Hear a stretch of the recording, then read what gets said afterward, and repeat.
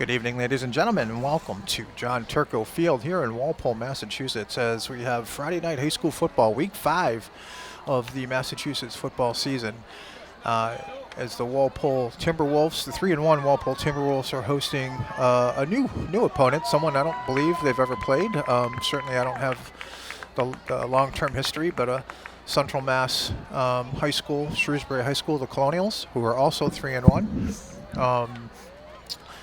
Just doing a little bit of research. Shrewsbury has gotten off to a good start. They actually lost their opener against Andover, 20-6. Andover's had a very good opening of the season. They actually beat Central Catholic, one of the perennial top 10 football high schools in the state recently, Eastern Mass for sure. They ended up beating then St. John's Shrewsbury, of course, another one of those Catholic powerhouses. They rolled over Acton Bucksboro 34-6, and last week were able to get a victory over Algonquin Regional 28-0. So Walpole, Shrewsbury is also, by the way, a Division I football team, currently ranked 11th in the latest power rankings from the MIAA. Walpole High, of course, is a Division III high school, also 3-1. Started off the season 3-0 with big wins over Framingham. Then they were able to defeat Natick 26-0. Wellesley, and a come-from-behind victory at Wellesley on a Saturday afternoon to go to 3-0. And, of course, last Friday, faced the 3-0 Milton Wildcats and came up on the short end 28-14 in an exciting battle. Milton is actually, they were ranked fourth going into that game, Walpole third. Based on that victory, Milton is now the #1 ranked team in Division III football. Walpole dropped to 6th currently. So we're looking forward to this matchup tonight. It should be a good one. I mean, again, a high school that, I would say doesn't generally play in Eastern Mass, although things with the new power rankings have been changing quite a bit. Not only regular season, but in playoffs where you're not necessarily coming out of the regions to go to a Super Bowl or a Final Four in a particular sport. The power rankings are statewide, so you could pretty much go anywhere when the playoffs start. These two teams won't see each other in the playoffs, assuming both of them make it. Looking good for both, but this is going to be quite an interesting matchup as Walpole, with a non-league schedule game, again against a Division I team from Central Mass. Lots of unknowns here, so I'll be looking forward to seeing how this all shakes out. I'll be looking forward to seeing, what Walpole comes out with. After last week's disappointing loss, I'm sure they're still thinking about that a little bit. Hopefully, the coaches were able to get the kids to move on and think about this game because they're going to have their hands full for sure. We're waiting for the captains to come to the center of the field for the coin toss. I see Coach Sullivan talking to the officials right now. Not exactly sure. Maybe he's trying to give him his lucky quarter or something for this flip. But we're waiting for that coin toss. Waiting for this first quarter to start. Friday night football. Beautiful day here in Walpole. I think it was about 75 degrees. Great weather tonight. Game 5. It'll start to get colder for sure as the season moves on. But this is really the fourth, I would say, tough tests in a row for Walpole in their 5-week schedule. I mean, they started out with Framingham, who's a little bit down this year. Only had to play the starters for a half. And then, had a Bay State gauntlet with Natick, of course, which was, a big win there, 26-0 at home. Wellesley, as I mentioned before, the come-from-behind victory, and then last week against Milton. So the fourth week in a row where they're really being tested here. I know the coaches believe Walpole has a very strong team, a team that is potentially can cause some damage in the playoffs. But tonight will be a good barometer for sure.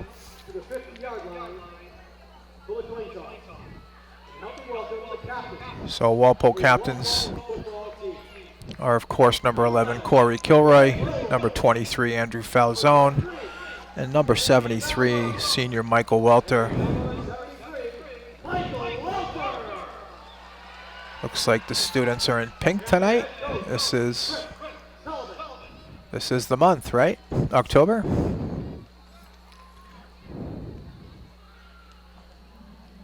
Waiting to see who the Shrewsbury captains are.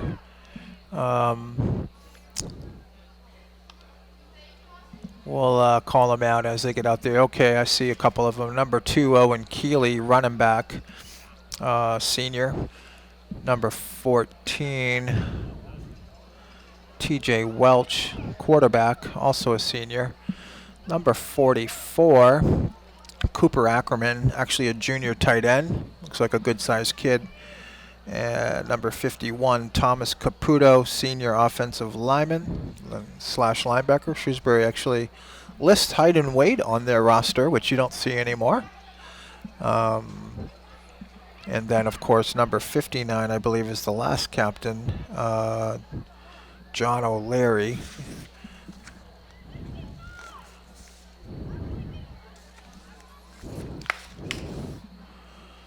I've never seen so much discussion before a coin flip, but maybe there's only 3 of them out there. Maybe they're waiting on a guy. I'm not sure.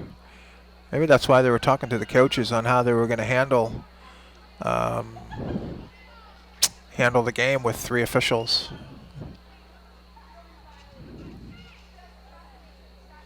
And it's honestly something I've never noticed. I don't know how many officials are normally part of a game, but I only see 3 out there, which to me seems a little unusual. But we'll have to see. I'm almost guessing now that that's what they were talking to the coaches about, was the fact that there's only 3 there. So maybe someone's stuck in traffic. I just got stuck in traffic, so if they're coming from north of Walpole down 95, trust me, there's traffic. So maybe that's the issue right there. And they might be waiting, quite frankly, because they know that the, let's say 4th official or next official is just in the parking lot, just arriving, getting ready.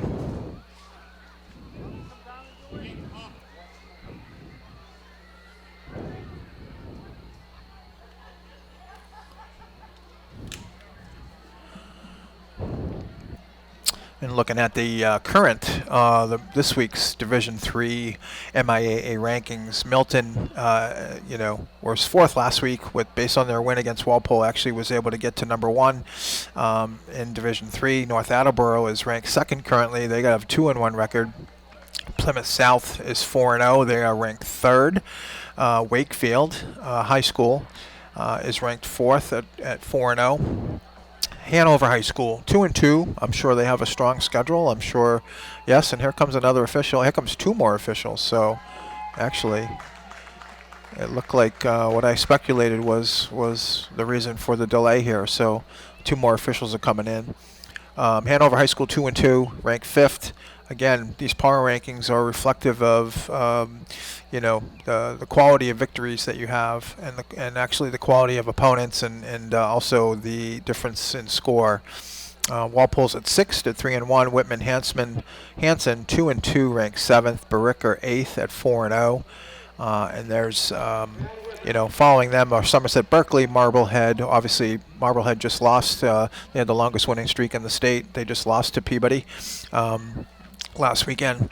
Westfield High School, all the way out in Western Mass. Westwood 3-1 at 12. But there's a long season to go. I believe there's maybe 4 more games that will apply towards the playoff rankings.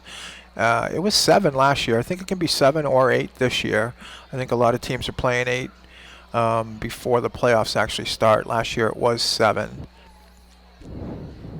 So the captains are at midfield right now. And we have all the officials. Well, we have 5. I'm going to have to look that up to see exactly how many is normally part of a crew.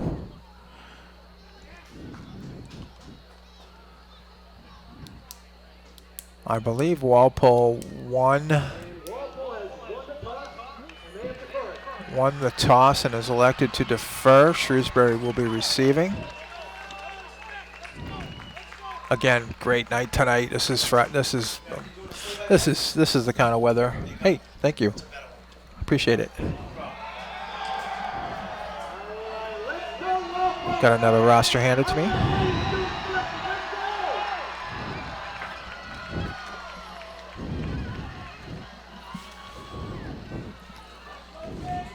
Yeah, so Shrewsbury had some quality opponents. I mean, Andover, who they lost 220-6 in their opener, went on to beat Central Catholic in their next game.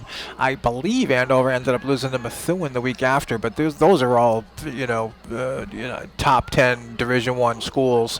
And to beat St. John Shrewsbury the next week, 18-15, St. John Shrewsbury, again, could be off here, but I thought St. John Shrewsbury recently joined the Catholic Conference.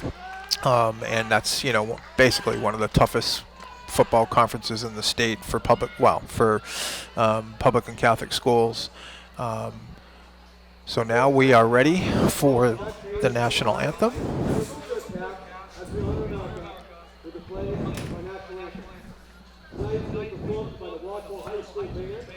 Under the direction of Mr. Tim Fleming.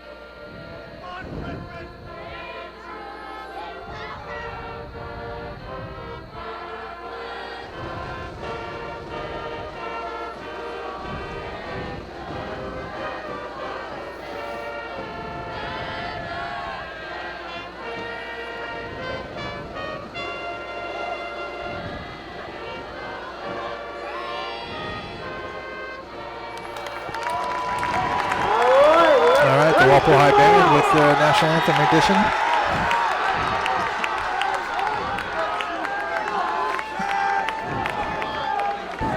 And we should be in for a good one here tonight. Walpole High Timberwolves hosting the Shrewsbury Colonials. Walpole High will be kicking off. Of course, that means number 30, Aiden Feeney. Aiden Feeney handles all the kicking duties for the Timberwolves. Extra field goals, extra points, kickoffs, punts.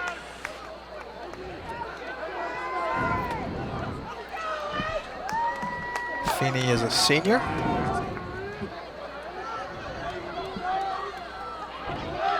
Back deep for Shrewsbury. I see number 13, Jacob Barranco. Trying to make out the other number. It looks like Ryan Agallo. I'll correct that if I'm wrong. Number 20. And here we go. It's Agallo. It is 20. Had to come up to catch the short kick. Didn't have much room by the time he was able to catch it. Walpole with a good job of coverage, and we have 1st and 10 at the 26-yard line.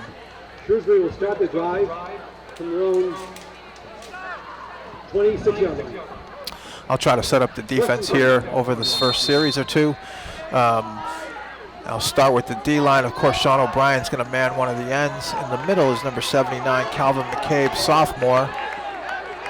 And we'll get to the rest here in a second. Quarterback TJ Welch by himself in the shotgun. Little rollout, and it's incomplete to Agallo, number 20. It'll be 2nd and 10. Also on the D-line for Walpole, number 66. TJ Famaghetti, senior at right end, number, let's see here, number 98, Kamari Hughes. At linebacker for Walpole, number 33, Matt Renard, number 55, Ali Saleh. It looks like Walpole. Oh, and number 29, thank you, Sean Moriarty, senior. In the defensive secondary, number 7, Drew Kuropakin. Falzone at safety with Collins, and then at right corner, looks like it's Keys, Logan Keys. So again, Shrewsbury back in the shotgun, and he keeps it, and he's taken down. Looks like that's Kamari Hughes. You'll have to forgive me. The roster has Hughes as 98. He's wearing number 89 tonight. I noticed Kamari was in the lineup last week against Milton. I wasn't there against Wellesley. He may well have been in against Wellesley, but it was, the wideout was coming on that motion. 14, Welch, the quarterback, kept the ball, but Hughes did not buy the fake and was able to pull the quarterback down for a 2-yard loss. And now they're at 3rd and 12 at the 24-yard line. Again, motion. Welch back to pass. Little screen. Torello, and now great play. Great play by Logan Keys. Little screen set up for Shrewsbury. Found Ayalo. Second time he was the intended target. But Keys saw it all the way, and before the blockers were able to turn around and look for guys to get a helmet on, Keys made the one-on-one tackle. So Shrewsbury 3 and out, and Abdul Kalak, number 6, and Jamal Abdul Kalak and Andrew Falzone are the 2 return men. They're standing about, I would say, the Walpole 45, 46-yard line. And it looks like Welch, the quarterback, is the punter as well. So Abdul Kalak with the catch. He breaks free. Oh, okay.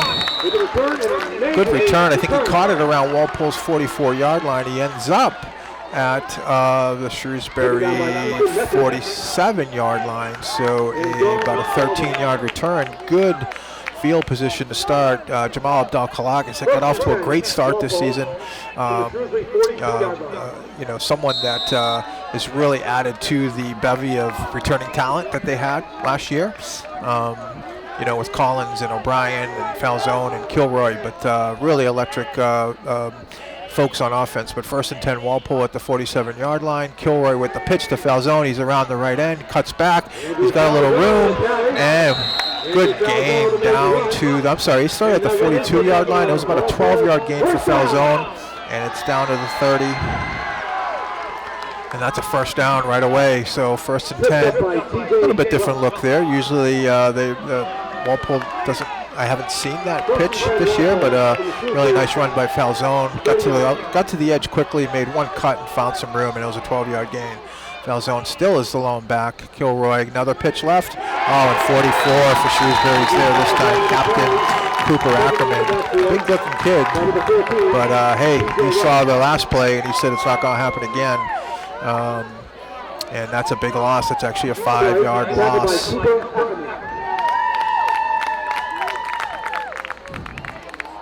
So second and 15, I guess. I'll set the offensive team in a second. Looks like Frizoko, number 5, is out there at wide. We got Collins down here on the left. Falzone up the middle again. Has a little bit of room. He might get back to the original line of scrimmage. Just an inside run there. So Falzone gets back to the original line of scrimmage there.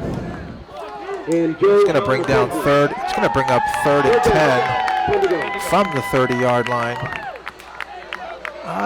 Where they are, I expect this is going to be 2-down territory here. So I mentioned O'Brien lining up at wideout with Collins, Jamal Abdul Kalak as well. Kilroy quarterback. Looks like Frizoko at the top right. Here's Kilroy back to pass. He looks inside on the slant. He's got O'Brien with the catch. And the gain down, looks like to the 22-yard line. That's going to be short. But it's an 8-yard gain.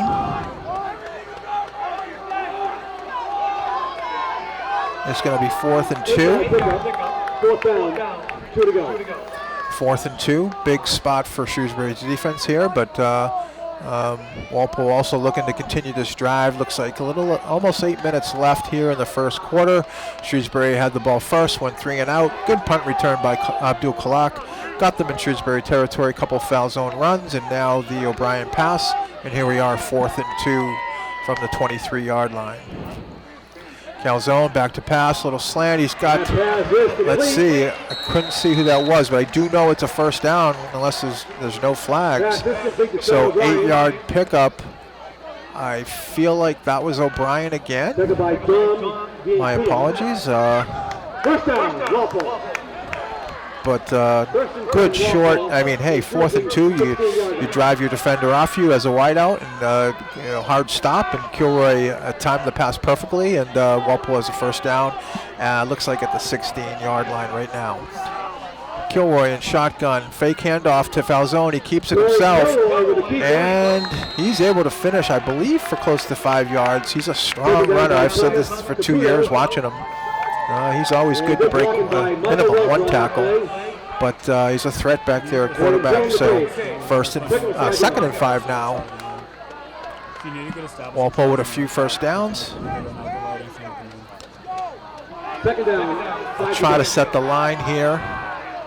Looks like there's a few different spots or people in different spots. We'll get it as soon as possible, but 2nd and 5.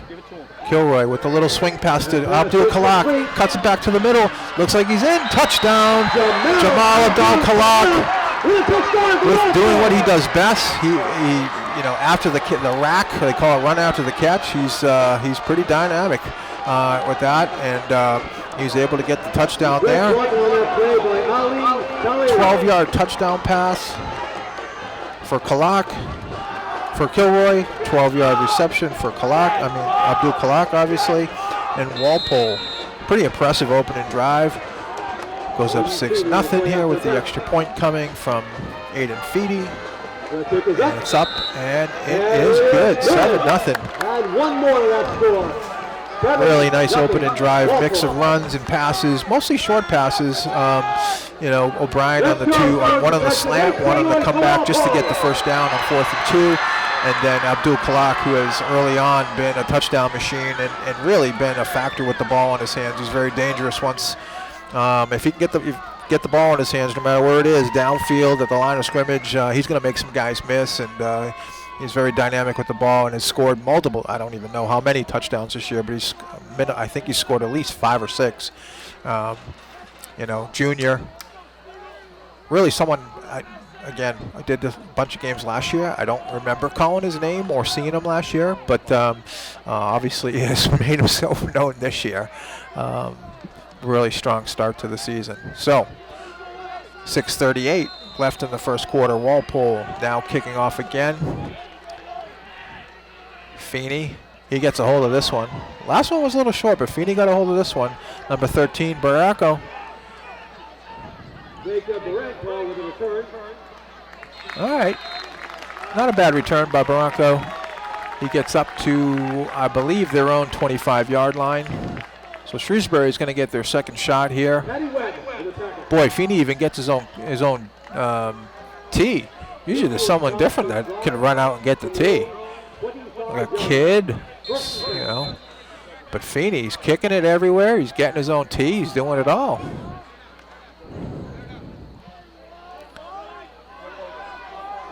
So Shrewsbury with a very similar looking, only 2 wideouts, but it's a similar looking offense with the quarterback back on the shotgun and the 1 back set.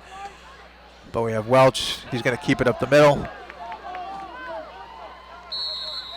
And it looks like Elise Ali and Moriarty are there to make the stop. But he did get a few yards here. I think he got maybe, let's see, 3 yards to the 28-yard line. Now it's 2nd and 7.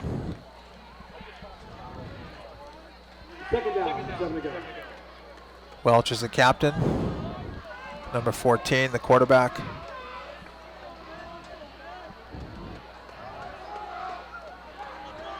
Number 2, Owen Keeley, is also a captain. He's back there in the backfield now. There's Welch again on the keep. He has some room. He breaks it down the left sideline, and he's knocked out of bounds, but not before there's a first down. DJ Welch with a carry. And the first down for Shrewsbury. Tackled by Max Collins and Anthony Saloon. Yeah, 16-yard run for Welch. First and 10, Shrewsbury. From their own 44 yards. First down for Shrewsbury. So far what we've seen from Shrewsbury is a little bit of, some active motion, some ball fakes, either to the running back or the wide receiver. And mostly it's been Welch on the keeper that's been carrying the load so far for Shrewsbury. Really, he's got no backs now. He's got 4 wides. And again, motion to Keeley. Welch keeps it again. He's able to get to the outside. One cut. Another good run by Welch. Looks like about another 12-yard gain down to Walpole's 44-yard line. It's all Welch right now for Shrewsbury. And Anthony Saloon assisting the tackle. I don't see any changes in the Walpole defense from when I called out the lineup on the first drive. So Shrewsbury, 2 first down runs here. 2 first down runs by Welch. Similar plays where there's a ball fake, motion, a ball fake, and a keeper. And this time he actually hands it off on the wide receiver end around. Looks like there's a flag that comes in there. Number 28 for Shrewsbury, that's Ethan Lepore. He took the ball in the end around. There was a flag right out on that side of the field where the ball was going. And it looks like it's going to be on Shrewsbury. So that takes away that. It was just a 2 or 3 yard gain, but looks like it's going to be a hold, which pushes them back.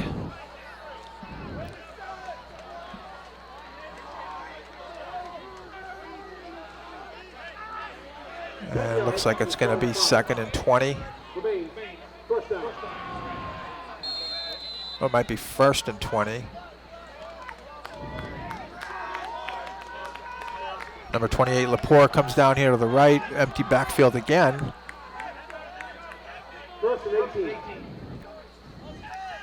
Welch back to pass. Again, a little bit of a screen inside to the tight end, the captain, 44, Ackerman. Did he catch it?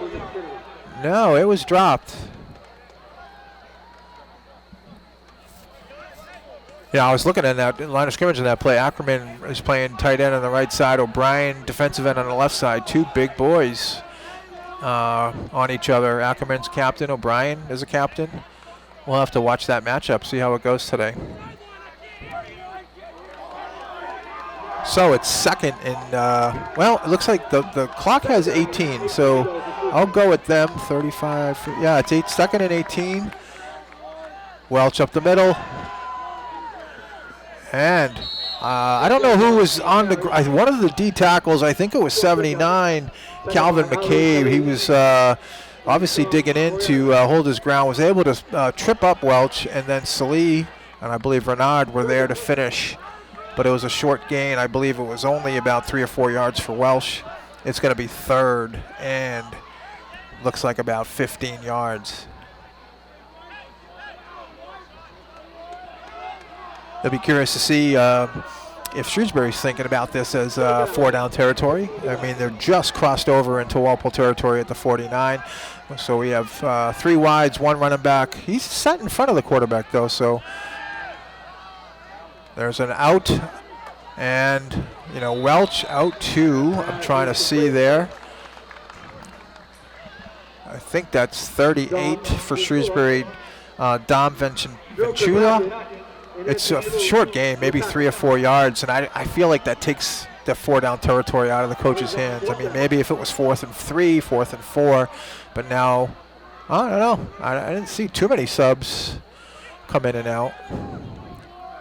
But then again, I looked down, so no, yeah, it looks like they are going for it.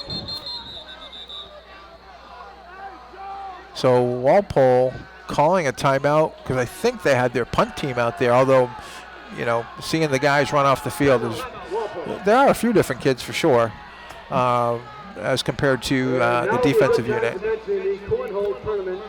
But Falzone and Abdul Kalak were deep So they were expecting punt, but I don't think Shrewsbury was going to punt. Walpole High School football team. Or they were just going to use it as an opportunity to draw the Timberwolves offside, gain a few more yards, maybe give them a better chance of converting that fourth down. But I don't think Shrewsbury's coming out to punt. 4th and 11. It's at the 46-yard line of Walpole.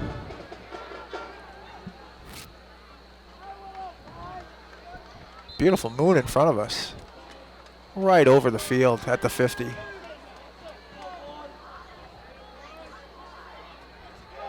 But Walpole, again, it looks like they have some folks out there that are, no, it looks like they're normal D, although I do see number 70, Nick Moscatel, at defensive tackle. Welch just dropped back, little quick kick. And let's see if it makes it to the end zone. And it does. Yeah, right before the snap, Welch dropped back like 2 or 3 more yards. He punted the first time. Actually, I didn't even think of that. Like, that's something that Shrewsbury can do and line up to make it look like they're going for it, but he's the punter, right? So he stepped back a few yards on the snap, and Walpole got the roll they wanted and went to the end zone. So now it's 1st and 10, Walpole at the 20-yard line. 3 minutes here left in the first quarter. I'm going to do my best to set the line on this drive. I can see Elise Ali out at left tackle. We'll get the rest of them here in a second. Falzone takes the handoff up the middle. He's got some room, cuts to the outside, he gets the edge. He's got a block. Abdul Kalak, good job getting out there on the block. And Falzone with a 31-yard gain. Tackled by Dom Ventura. Tell you, Falzone had a hole inside from the get-go, but he made a nice cut to get to the corner and outraced everyone to the corner. And then out of nowhere, Abdul Kalak came and took another guy and allowed Falzone to get another 10-plus yards. So that was a 30-yard gain. 1st and 10.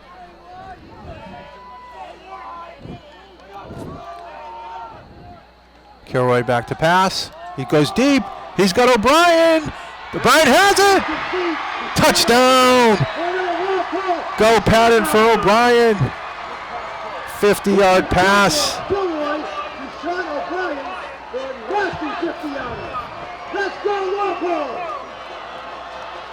Second touchdown pass of the night for Kilroy. 2 explosive plays on that drive. That's all it was. It was just 2 plays. Falzone with the 30-yard run, and O'Brien with the 50-yard reception. Kilroy has started out 4 for 4 for 78 yards. 3 of those to O'Brien for 66, and 1, of course, to Kalak for 12 on the score. Feeney lines up for the extra point. Oh, the ball is blocked. About the first one I've seen this year, or that was blocked by Feeney. So Walpole has really come out. I give him a lot of credit, because it was, I know they were looking forward to that game against Milton last week, and it was probably a disappointing loss for the boys. And you wonder, right? Because you don't know, you don't have any history against Shrewsbury. You have to kind of create that emotion a little bit. But I'm sure the coaches did a good job getting them ready. And man, they've come out ready. I mean, they really have. 13-0 here, first 2 drives. Against a team that, when looking at the scores and who they played, I was saying, boy, they're going to have their hands full tonight for sure. So to date, or at the moment, things are looking good for Walpole High School.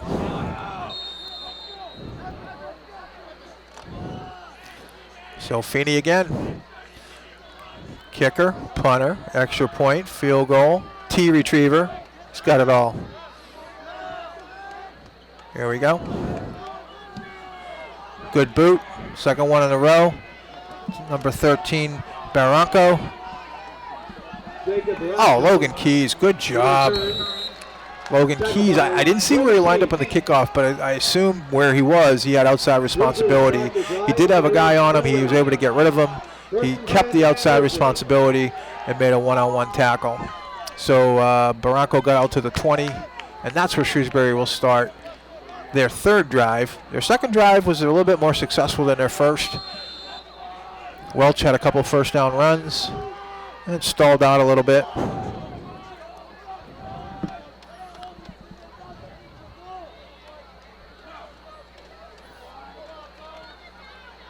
Shrewsbury's right tackle. Joe McKenzie's a big boy. I'm looking at the roster. 6'6".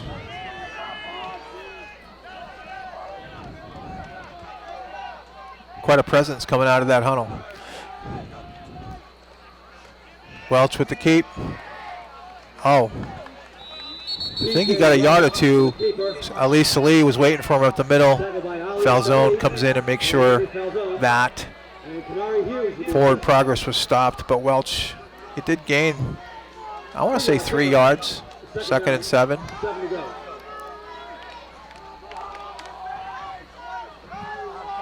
Ali Salih was out early this year with a broken hand. A guy that goes both ways. Tough inside linebacker, big hitter. Very physical presence on the offensive line and at linebacker. Bronco in motion. Welch back to pass. Here comes O'Brien. Little screen again. Ow! I didn't see who made that tackle. What? I think Falzone is saying he made the tackle, but they're not giving him the tackle. They're saying he kept his feet. Like I'm at a vantage point where he went down. Like I don't know if he went down on the ground. He might have landed on top of Falzone and never touched the ground, but I couldn't see it. The Shrewsbury bench was in the way. But he got up, and there was a lot of confusion on both sides. And it was number 26 for Shrewsbury, Josiah Spiegel, Jr. But he all of a sudden realized the whistle hadn't blown, and he kept running and ended up getting a first down. 2 backs now. Oh, no, Welsh under center, which is different with 3 backs. Little off tackle. Okay. Little off tackle, number 3, John Baldor, sorry. Little different look there from Shrewsbury, 9-yard gain. Still had the motion, but that left 2 backs and Welsh was under center. He wasn't in the shotgun. So Barranco, number 20, Agalo, sorry. And there's Agala right there. And he's going to get the first down. He's going to get the first down. Good chunk of yardage. Logan Keys with the tackle, about 8 or 9 yards downfield. So Shrewsbury again moving the chains a little bit. And that's going to be the quarter. I didn't even see it. That's going to be the end of the first quarter. So great start for Walpole's offense. Very dynamic, especially on the second series there. First series, it was pretty methodical. They were faced with a 4th and 2.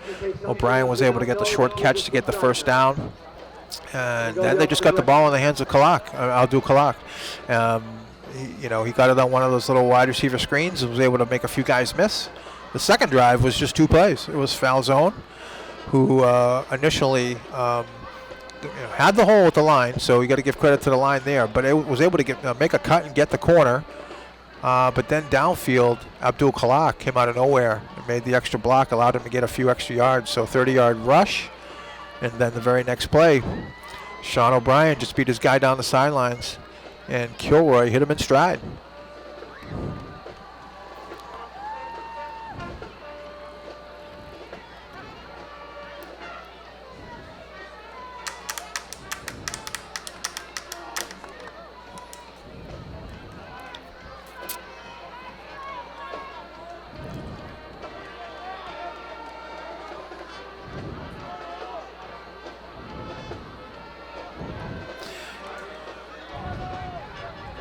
Yeah, let's see here. I've got a roster where height and weight. Someone came and gave me another one. But that kid, 72, I believe is Brad Blattner. 6'7", 305. Woo! Big boy. Looks like he's playing both sides of the line for Shrewsbury. Okay, we have Shrewsbury 1st and 10 starting the second quarter here. This is Welch keeper. He breaks a tackle. And that's another 10-yard gain. They're gashing. They're getting some long gainers here now on the running game, but there's something's going on here. I think they're making Kamari Hughes come out for whatever reason. Number 70, Nick Moscatel, comes in and replaces him. But yeah, this drive especially, but a little bit on the last drive, started to get some long gainers. It's funny when they line up that back in front of the quarterback. It's usually Welch just on his own. Handoff. Welch was under center that time. Handoff to captain number 2, Owen Keeley, and there was really nothing there. Moscatel in for Hughes on that play. Hughes is back in now, actually, but Moscatel made it worth his time. One play, he's in on the tackle. Short gain, 2 yards. Now it's 2nd and 8. Shrewsbury coming out in a few different. Welch under center, Welch in the shotgun. One play they had 3 backs. One went in motion, just ran a simple off tackle. But there's another thing they do where they line up the back in front of Welch, and so far every time Welch has just kind of taken it and run on his own with the back leading. But now they have 4 wides. There's a wide out, sprint out. Oh. There was a handoff there to 28. That's Ethan Lepore again. That's his 2nd carry. It looked like he was going to be stuffed, but he had a little nice stop-and-go move and was able to actually end up getting a few yards. Holding on Shrewsbury, though, just saw that. I didn't see the flag, but now I just saw the ref making the call. So I feel like it was on the last wide receiver sweep by Lepore where there was a holding. So he can't get in the stat book. He just can't. 2 carries, but officially 0. So hold from the spot. It makes it 2nd. Looks like 2nd and 16-ish. Yeah. Again, that back is up in front of Welch. It makes me think so far it would be a Welch carry. And here it is. And found a lot of room. He's gaining chunks of yards now. It looks like he had enough for the first down too.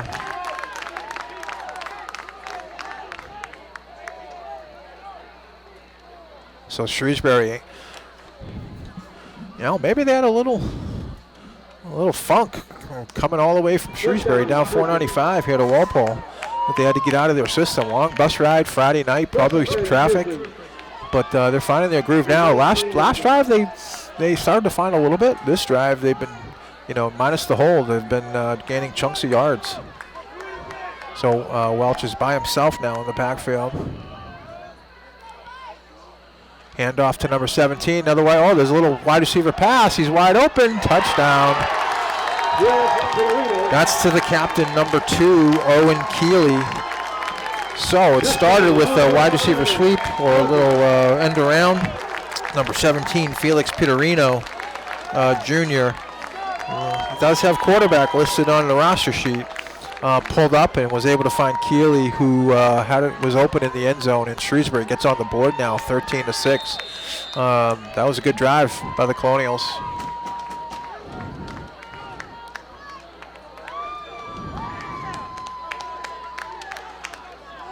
Kick is up and it's blocked. The snap looked like it was a little off, but Walpole was in there pretty quickly. The snap was to the side. I thought the holder did a good job just to kind of get it around his body and get it down, but there was a jailbreak. Walpole was able to get the block, so the score stays 13-6, but Shrewsbury's back in the game. And again, you look at scores, they didn't have any common opponents, but you look at the types of opponents Shrewsbury played. I was thinking this was going to be a dogfight for sure. And, it looks like Shrewsbury does have a pretty dynamic offense, especially running the ball. We'll have to see, though, if they can keep up with Walpole's weapons on offense. And there's a bunch of them. So Abdul Kalak will go deep. It was interesting to see Milton kick to him once or twice, but on one time, I tell you, it looked like he was going to break it all of a sudden. So the very next kickoff, Milton decided to not kick it to them, not kick it to him. Oh, misplayed that one. No, oh, he took it. I think that's, his knee might have hit the ground. Yeah, that's a touchback. So Walpole will start. Obviously, he wants to make a play, but I think that's one that you got to leave there. But I think his knee might have hit the ground anyway, so they're going to start at the 20 regardless. You know, he's obviously super confident in his ability to make things happen, so I'm sure he's just like, hey, I'll just take this and go 100. But anyways, the officials blew it dead, and now it's 1st and 10 Walpole at the 20. Collins, O'Brien, and Abdul Kalak are down here to the right. I believe that's Keys up to the left, foul zone. Kilroy with the fake to foul zone and the carry. He's going to have a short gain there, probably 3 yards.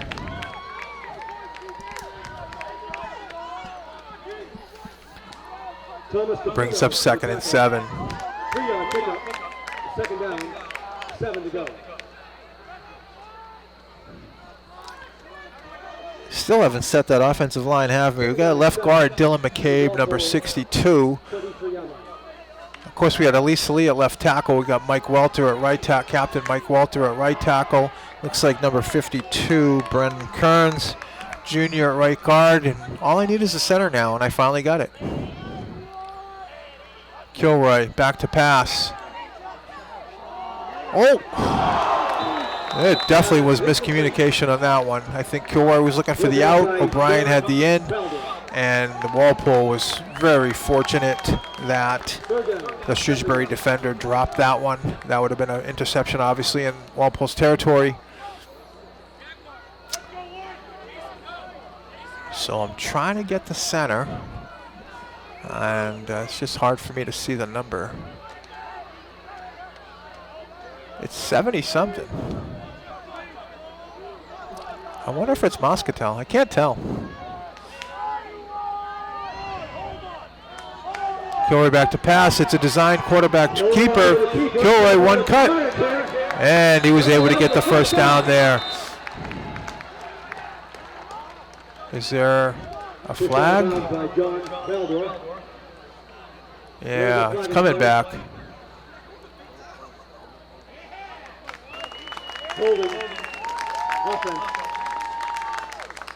Coming back. It's too bad. It was a nice run, about a 13, 14-yard run for Kilroy.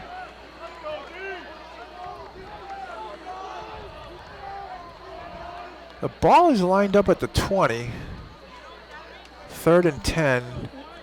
It would only make sense if it was, I missed the call. I didn't see the ref making the signal. So it would only make sense if it was a hold a few yards downfield and they were marking it from the spot. But we have 3rd and 10 here. Walpole, 9:17 left. 3 wides up top. Kilroy back to pass. Oh, he had the ball knocked out of his hand. Picked up by number 58. And Shrewsbury with the big turnover. It looked like number 44, Ackerman, the captain, came off the left end and was able to knock the ball loose as Kilroy was trying to throw it. But number 58 for Shrewsbury, Jared Ellis, sophomore, big kid, picked it up, started to rumble, but he wasn't able to make it to the end zone. But regardless, Shrewsbury, 1st and 10, I believed, at the 10-yard line of the Timberwolves. So Shrewsbury, after a first quarter where maybe they were just trying to get the cobwebs out of their head, have come out very strong offensively and defensively here these last 2 drives. But Welch is by himself in the shotgun. He keeps it up the middle. And he's tackled by Moriarty. Looks like about a 2-yard gain or so. Maybe 3. Again, that play, the back was lined up in front of Welch. And so far, every time that has happened, he has kept the ball. He might have gave it once on a reverse, or like a wide receiver sweep. Ackerman's coming back in. Ackerman's a junior. Again, Shrewsbury gives the height and weights, which is unusual, but Ackerman's listed at 6'3", 250, junior, captain. All right, so now the back's lined up next. Oh, there's a high snap. Welch. Oh. And Walpole's D is right on him. It looks like Moriarty was coming. It looks like Kamari Hughes was coming hard, too. But there was a bunch of guys. But Kamari Hughes, I believe, is the one down. High snap. Welch did a good job to tip it up to himself, avoid a bigger loss. But, yeah, we have an injury. And the team is right over there. A lot of people came running out pretty quickly.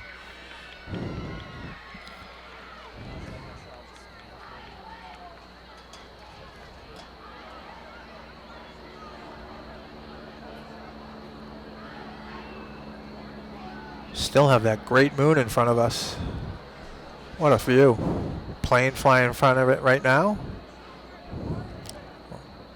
Probably going to Norwood Airport.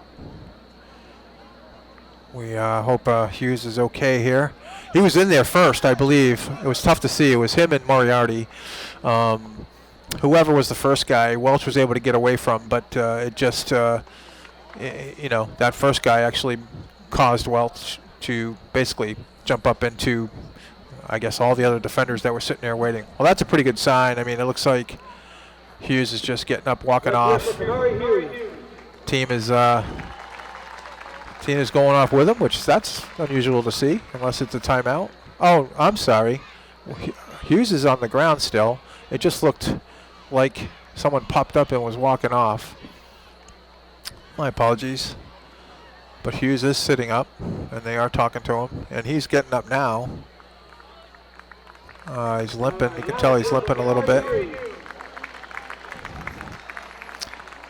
Kamari Hughes is a junior, getting time at defensive end here. Again, I didn't do the Wellesley game. I didn't actually do the Natick game either, but I don't remember seeing him in the lineup the first week. So he might have been in the lineup starting with Natick, but obviously he's kept his spot. And looks like Moscatel has come in again. Nick Moscatel made his one play worthwhile last time, but we have a 3rd and 12 here. Walpole's D needs something big to overcome this turnover. Welch with the keeper. And he's pretty much, well, he never really got tackled, but they blew the whistle for forward progress. But I'll tell you, number 66, TJ Famagetti, was the first guy that met him. So Famagetti actually slowed him down a little bit, allowed a few other guys to come up and stop forward progress. Again, never tackled him, but they blew the whistle dead. And that's going to bring up 4th and 12, and it looks like Shrewsbury wants to talk it over. So far, good response for the Walpole defense. Obviously one big play here left, but it would be a big, big stop. Basically making that turnover, you know, non-consequential. Over here on the Shrewsbury bench, looks like captain number 2, Owen Keeley, getting some attention. I'm assuming because he's captain, that would be a big loss for them, but they're working on him. Maybe it's just a little quick tape job. He can get back out there.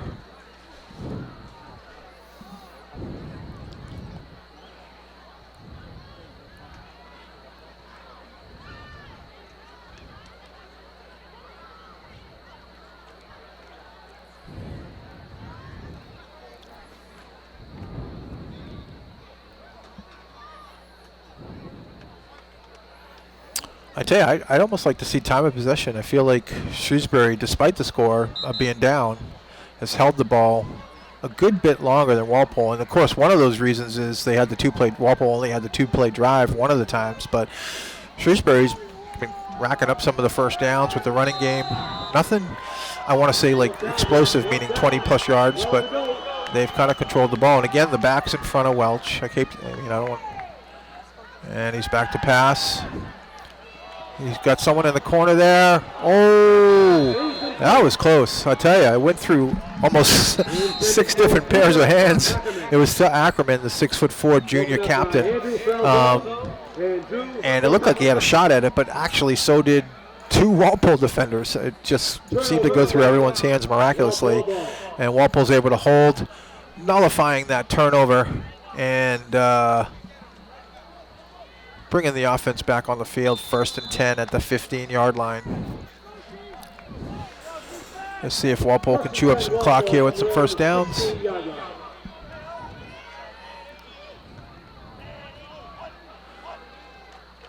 Hand off to Falzone. Cuts it back left, up the middle. Another big chunk of yards for Falzone up to the 38-yard line. That looks like a 22-yard gain.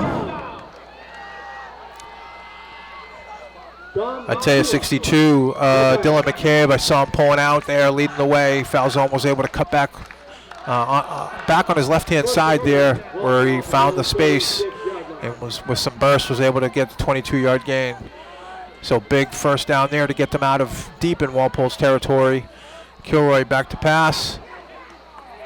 He completes it to Keys, and Keys looks like he has another first down. Boy, there was, oh, it wasn't Keys, it was Falzone. There was nobody in the backfield, so Falzone was in the slot. Looks like a 12-yard gain on that one. I don't know if it was tipped.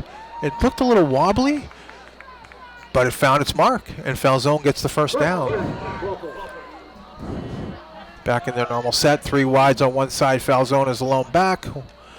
Kilroy with the keep, and he slipped. Oh, he was trying to make that cutback, and he slipped. He only ended up getting a yard on the play.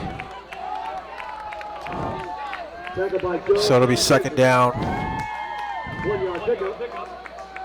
Second down, 9 to go.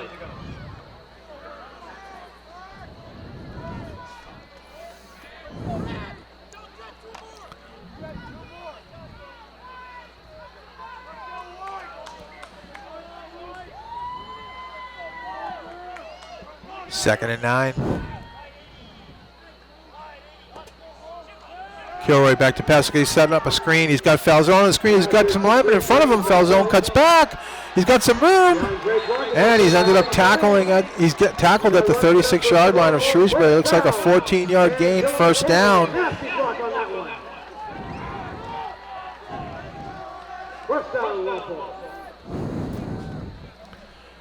And you can see that screen being set up. First one I've seen, again, haven't done a couple games. I don't think I've done 2 of them.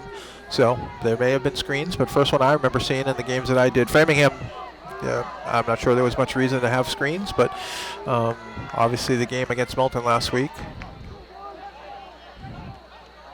But it's 1st and 10.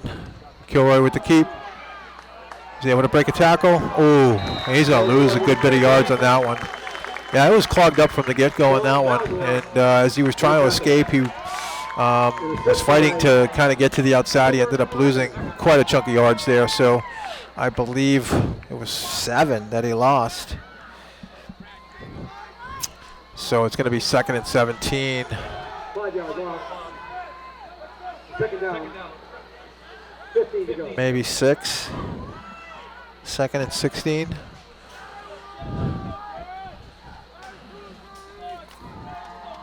Haven't seen Collins yet tonight.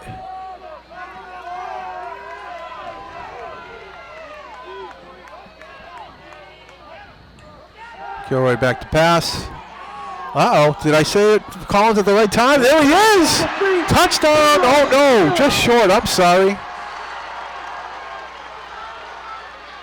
Tackled by Ryan Iagalo. Collins with the long. That's 2 long passes that they've completed. It looks like he's down to the 1 or 2 yard line, 41-yard pass.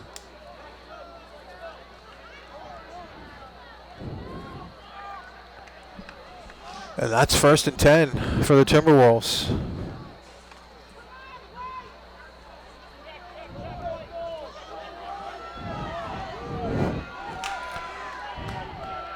At the 2, they mark it at the 2-yard line.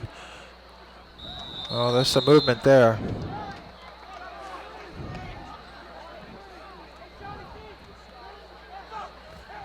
The flag on the play. False start. Walpole. 5-yard penalty. Replay. That's a penalty on Walpole.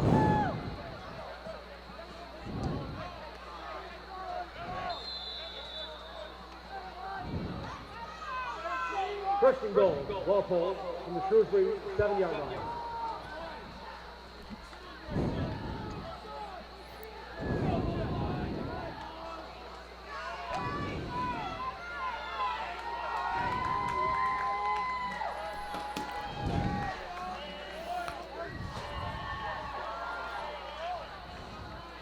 Foul zone, little dump pass, flare pass to.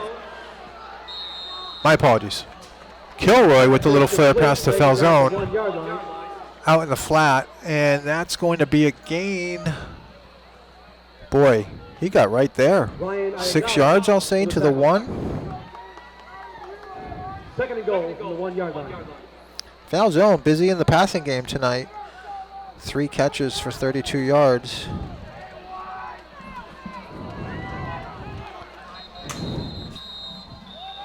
And there's going to be a timeout. Timeout. Walpole.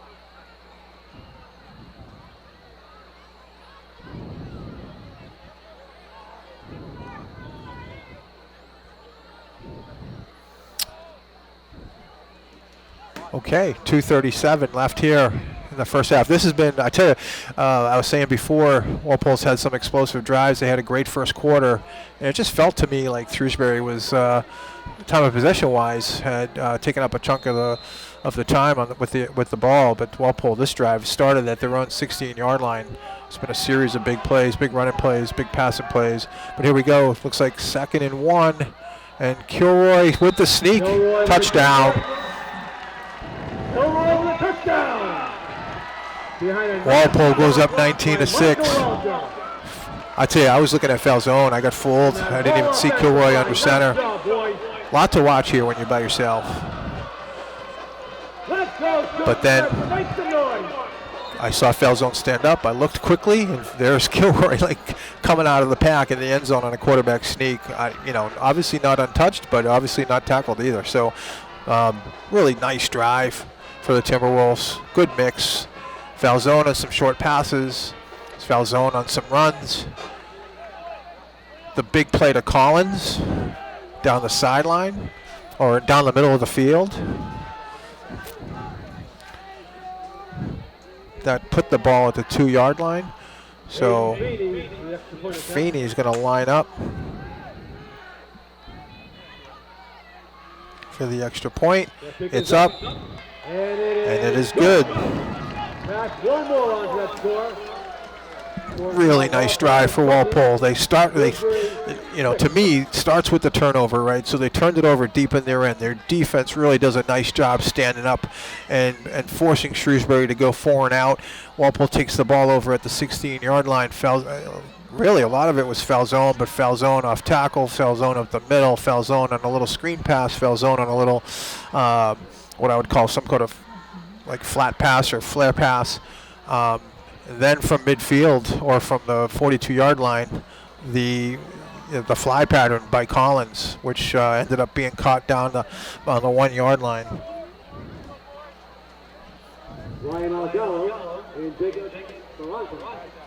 And Kilroy finishes it off with the quarterback sneak.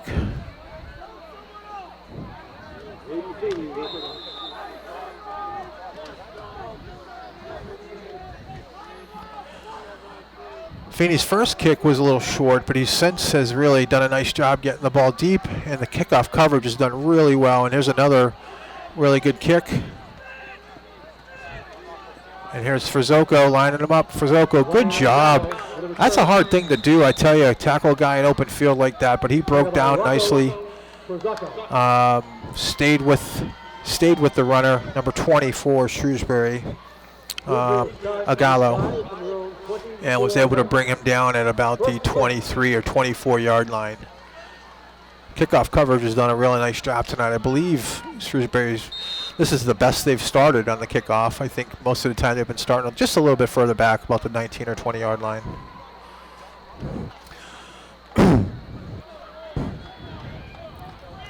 Okay, 1st and 10 for the Colonials. They've had some, their offense has woken up a little bit last couple of drives, but they've got 2 minutes and 24 seconds left. And there's Welsh again on the keep. DJ Welch for the carry. I mean, he must have 15 carries. DJ Samagletti and Ali Salee in the tackle. But he ends up getting, it looks like about 3 yards on that one. I saw Famagetti in there, but there was a few other folks as well.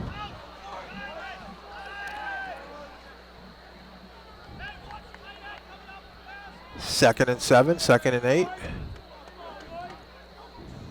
Welsh under center this time. Little pitch left to Agallo, and there's Salee, there's Moscatel, there's Moriarty. I didn't see where Salee was lined up at the beginning of this play, but he's an inside linebacker, and that was like a pitch out to the left. So, I mean, he had ESP on that one. He was out there on a flash. He was the first guy to meet him. Moscatel in at right end for Hughes has been very effective. He's been involved a couple different plays. And Moriarty also with the finish there. So it's 3rd and 4. Welch in the shotgun. He's back to pass. Here comes O'Brien. Bryan with the sack. Big sack.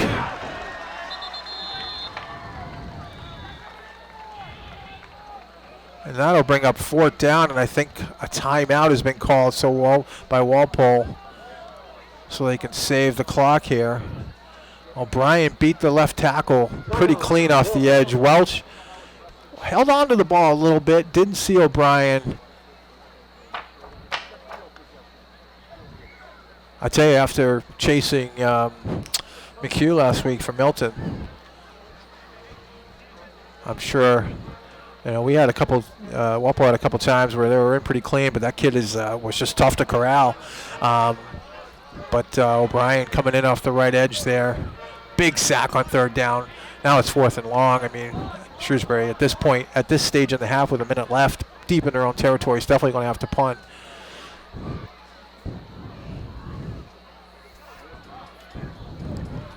And early on, it's a couple big long plays by the Walpole wide receivers deep. You never know. We might be able to get close for another field goal try or even a touchdown. But Falzone's going to drop back deep for the punt return. He's going to be at midfield. 4th and 14, Shrewsbury.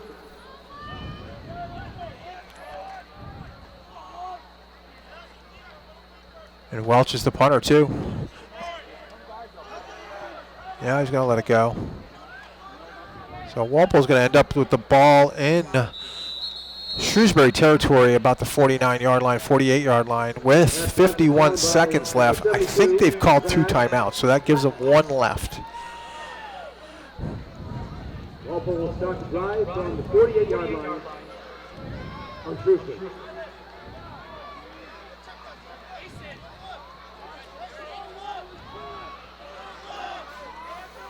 And we'll see.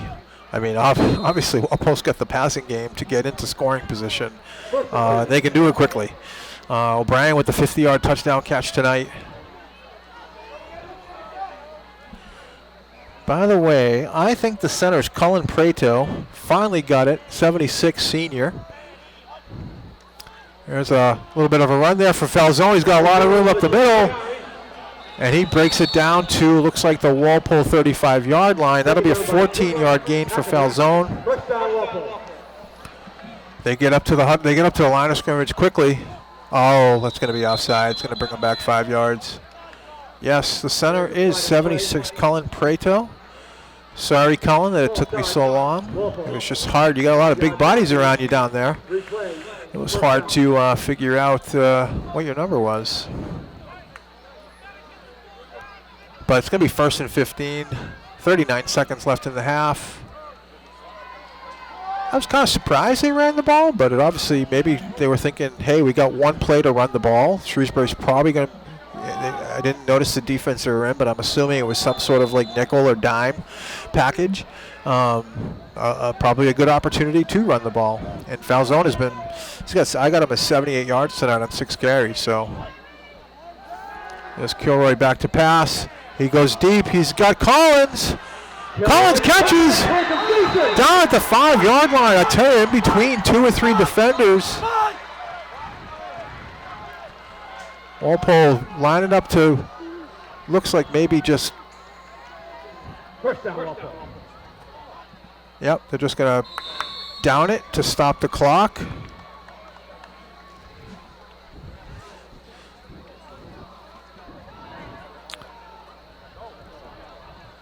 So Collins with the 35-yard catch. So I had earlier in this quarter said, hey, we haven't seen Collins yet. Very next play, 41-yard bomb. And now 35-yard. It looked like a fly pattern. There was actually 2 or 3 I tell you, that's one thing I've seen early on this year with these guys. They go get the ball. So even if there's a few defenders around them, Abdel Kalak, O'Brien, Collins, they go get the ball. So it's almost like being a rebounder in basketball. But here we go, 2nd and 5, 13 seconds left. I don't think there's a timeout left. Kilroy with the keep, up the middle, and he is in. Touchdown, Corey Kilroy, 7 seconds left. That was huge.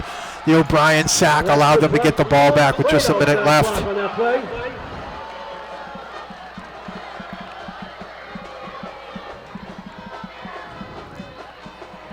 And Kilroy with his 2nd Russian TD. The offense has been just spectacular tonight.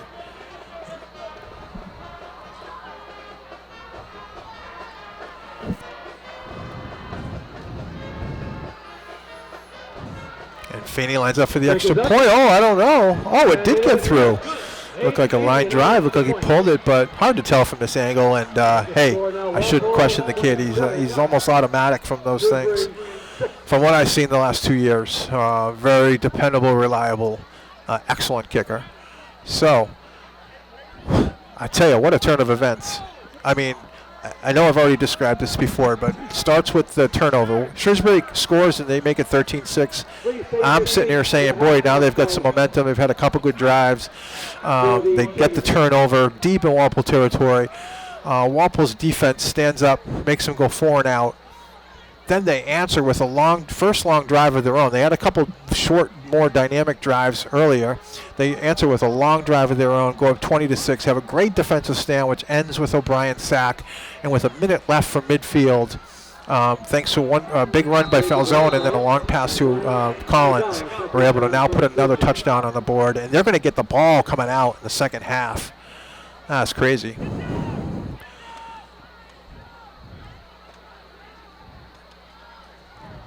A little squibber that time by Feeney. I'm not sure. Maybe just end of the half. They want to protect. And I'll tell you, I'm fascinated that Feeney goes and gets his own tee. They should get some like youth football kid to come and go get his tee.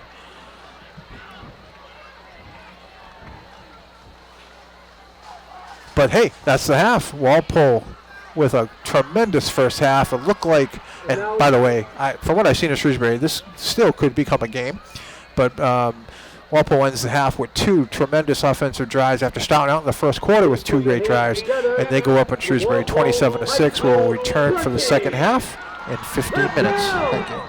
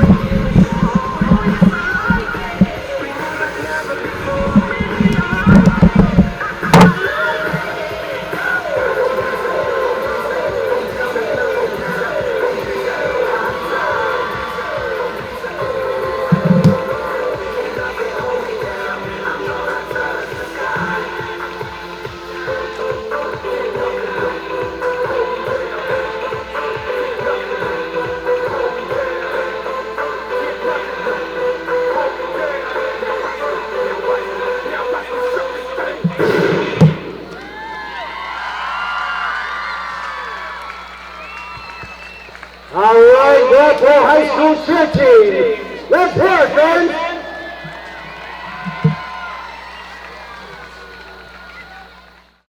All right, welcome back to John Turco Field here in Walpole.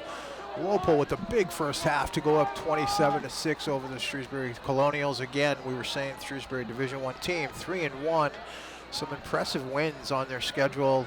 Even their loss was impressive against Andover. Andover's a team that actually beat Central Catholic earlier in this year. Central Catholic is a perennial top 10 school in football, but big wins against St. John Shrewsbury, Acton Boxborough, and Algonquin Regional. So 27-6 here at the half. Walpole coming off the loss to Milton last week, 28-14.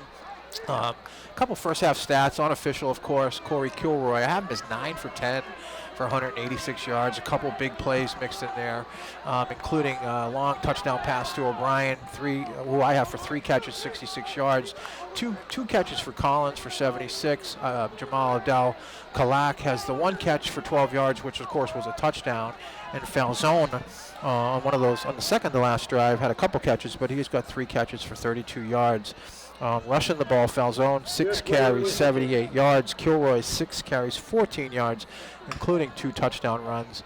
But I tell you, at the end of that half, that O'Brien sack that caused the 4th down, made Shrewsbury punt with like a minute left, allowed Walpole one more chance to get the ball, put some more points on the ball with a minute left.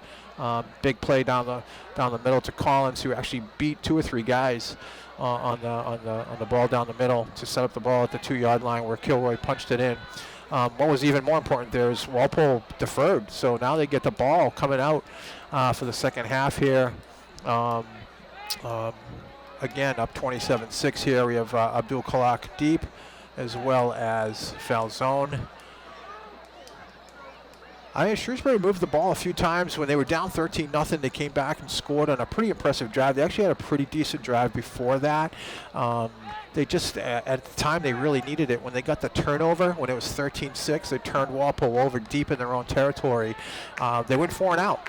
And Walpole actually took the ball and had their longest, from a time perspective, longest drive of the night, and was able to go up 20-6. And then, like I said before, on the next series, got the big 4th down sack from O'Brien, and again was able to punch the ball in one last time with just seconds left, and made it a 27-6 game. So Shrewsbury showed the ability to move the ball. They haven't showed the ability to stop Walpole yet, but I still feel like this is going to be a good game here in the second half. But give a lot of credit to the Timberwolves coming out after their loss last week. Little squib kick, and that looks like Brendan Kearns, number 52, doing a good job. Offensive lineman with the hands. Just nice and easy, making the catch and going down, but it gives Walpole really good field position here at their own 38-yard line. I don't see any changes. Same crew out there. Kilroy at quarterback. Looks like Collins, Abdul Kalak at wide receiver. O'Brien at wide receiver for Zoko, who we haven't seen yet. Made a nice tackle in the kickoff. We haven't seen offensively. And we'll try to get the line again. Although, again, I don't see any changes. But Kilroy, quick pass to the left to Abdul Kalak. Same play he scored on the touchdown. I tell you, when he gets the ball in his hands, he's very dynamic, but looks like a 12 or 13-yard game. Almost the exact same play that he scored on his 12-yard touchdown, just a little out. And he was able to get a 12, 13-yard gain on that one.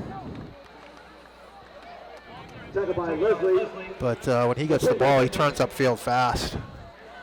So again, that's a first down catch. Already in Shrewsbury territory, 1st and 10 at the 48-yard line. 1st and 10 Walpole from the Shrewsbury 48-yard line.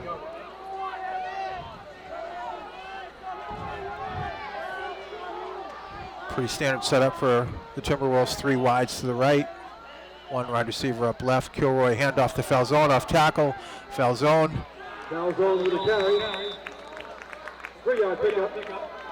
Looks like he gained about, I want to say 3 or 4 yards. I mean, we'll give him 4 on that one. So sets up a 2nd and 6.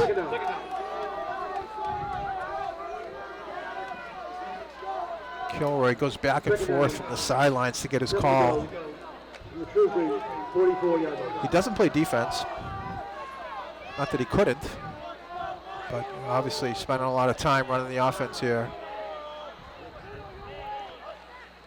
Kilroy back to pass. Goes to his second option. That pass is That's complete. Abdal Kalak. Again out in the flat. He didn't have what he wanted at first. It looks like that might be a first down. Looks like a 7-yard gain. Yeah, he was looking downfield, and at the last minute, Abdul Kalak was just kind of hanging out there. Yep, they're calling it a first down. And Kilroy made a last-second adjustment and got the ball to him. Third catch now for Abdul Kalak. And Walpole gets another first down. Tighter formation for the Timberwolves this time. Little pitch. They started the game that way. Falzone off right tackle. Another good chunk of yardage there. Boy, the Walpole offense has been really good tonight. The line, really good. Down to the 30-yard line. Looks like an 8-yard gain for Falzone. Tackle by Kel Harrison. And Cooper Ackerman on the tackle. 2nd and 2. They started out the game with that pitch. Falzone on the first play of the game. Actually took it 12 yards. Second play of the game, they read it. They tried it the other way, and it ended up with a loss. So that's the first time we've seen it since the first quarter. But it's 2nd and 2 here. Walpole coming out the second half the way they start and ended the first. And there's Falzone off tackle left. That might be enough for a first down. We'll see. It's going to be close. Let's see what the spot is. It looks like they're going to give him like the 29-yard line. And Kel Harrison. Is that going to be third down? Now run is good enough for another Walpole. First down. First down. So we're going to give Falzone 3 on that. Mike Welter, captain at right tackle. Brendan Kearns at right guard, the junior. At center, number 76, Colin Prado. At left guard, number 62, Dylan McCabe, senior. And at left tackle, we have Elise Lee, number 55. Kilroy. Yeah. Too bad. It was a great start to the second half here. Hard to tell what happened. It looks like it was just dropped. I couldn't tell if it was like off the running back's hip or something like that. But it looked like it was just dropped. Unfortunate turnover there. But that gives Shrewsbury the ball on the 30-yard line. Big break for Shrewsbury because Walpole was rolling again. And I feel like if they had gone up by another score, it would have been a tough road to hoe to come back. But here they come. Here, Shrewsbury's had a couple of good drives in the first half. I think their offense has it in them. Welch back to pass. That's close to being sideways, but they're calling it incomplete. I will say Welch seems to be a better runner than a thrower. I haven't seen him throw it downfield yet. It's been a lot of little screens and short stuff. I mean, Welch probably had about 15 or 16 carries in the first half. I would guess, I wasn't keeping stats for him, I would guess somewhere between 70 and 80 yards too, so he really did a nice job. But 2nd and 10 off that incomplete pass. I have not seen them go downfield. So that's one of the things that I'm thinking. I don't know if they're dynamic enough to score 3 or 4 touchdowns, but time will tell here. But Welsh with the handoff. No, he's going to keep it. Oh, I got confused there. And I think there was a fumble. And it looks like Walpole gets the turnover right back. That ball is loose, recovered by Walpole. Apologies, I was in the middle of a pile there, but I was only reacting to the Walpole sideline. There was a pile up there on that running play. First I thought Welch kept it, but obviously it gave it off to the back. Fumble, and I think I saw big number 79, Calvin McCabe, the sophomore, come up with the fumble. Apologies if it wasn't McCabe, but I was trying to catch up there on that play. But here comes Walpole again. Hey, just like on the last turnover, they had the big stop. On this one, the defense gets the ball back for him. Kilroy back to pass. Down to the deep corner. Looks like Abdal Kalak. Ooh, that was dangerous. It was in a crowd. And like I was saying in the first half, these Walpole wides, they go get it. Like they just beat guys to the ball, and he tried to do that on that play, but I think he got bumped off on the last second. But they really go up and attack that ball. Goes wide. Abdal-Khalak, Collins, O'Brien. So again, I was watching Kilroy. He pump fake once. Maybe his first read wasn't there. Threw it down the left sidelines. I know he trusts his guys. Like I said, they're all strong receivers, good athletes. But incomplete on that one. 2nd and 10. Handoff to Falzone. He's got Welter in front of him. Gets to the outside. And it looks like he's inside the 30. I'm sorry, inside the 20. Is that a first down run? So hard to tell from up here, but it looks like about an 8-yard gain for Falzone. To me, unofficially, that puts him over 100 yards, 101 yards on 10 carries. Welter was leading the way there from the right side, all the way from the right side, showing his agility there. That brings up 3rd and 2 here. I expect to see Falzone or Kilroy here. There's Kilroy on the keep. Kilroy gets to the outside. I don't think he got anything on that one. He might have been stopped short. I'm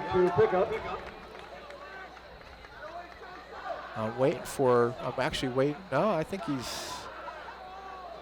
it's going to be 4th down. Or are they going to measure? 1 yard pickup. 4th down. Yep, 4th down and 1. He might have got 1 on that one.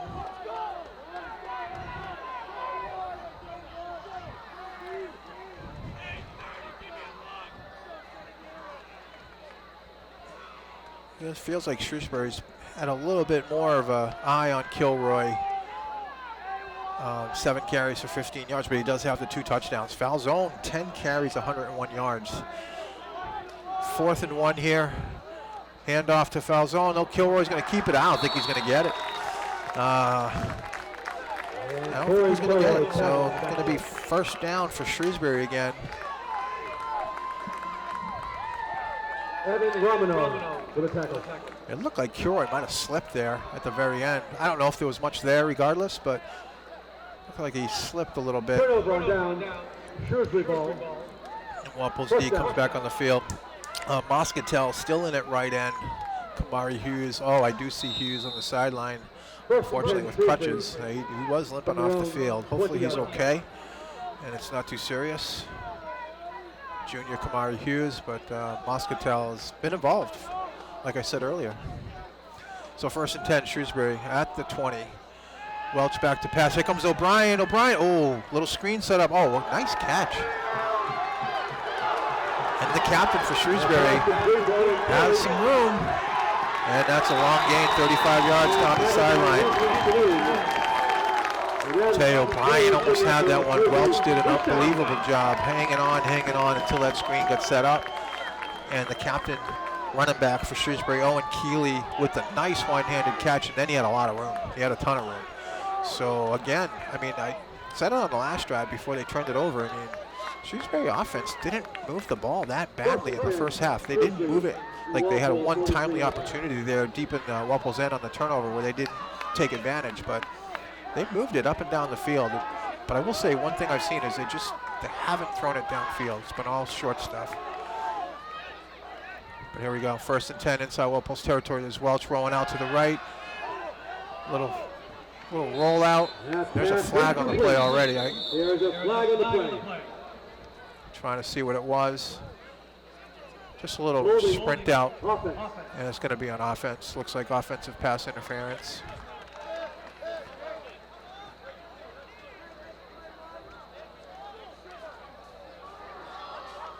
And that's going to be 10 yards. So, yeah, I mean, again, I'm sorry to repeat myself, but I don't see a downfield passing game so far. I don't want to jinx the Timberwolves. All of a sudden he comes out firing with a long bomb, but it's been super effective running the ball. They have run a few of those screens, a couple of those wide receiver end arounds.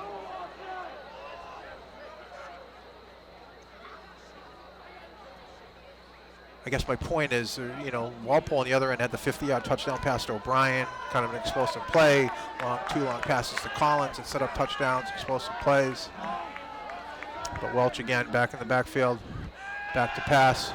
Another little screen on the inside, and that's 13. Barranco, he also returns kicks. So he's going to get like 11 of that back from that penalty. They're going to say 9. So 2nd and 11. 9-yard pickup. 2nd down. 11 to go.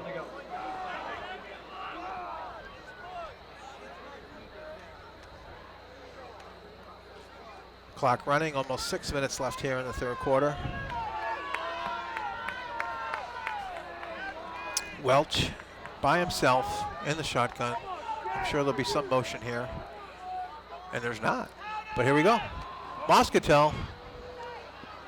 Oh, really nice play by Welch just to get out of there. Moscatel had the early pressure. Again, Moscatel filling in for Kamari Hughes has been very active, giving him a lot of credit. He had flushed Welch out of the pocket. And Welch, as he's shown in the first half, pretty elusive kid.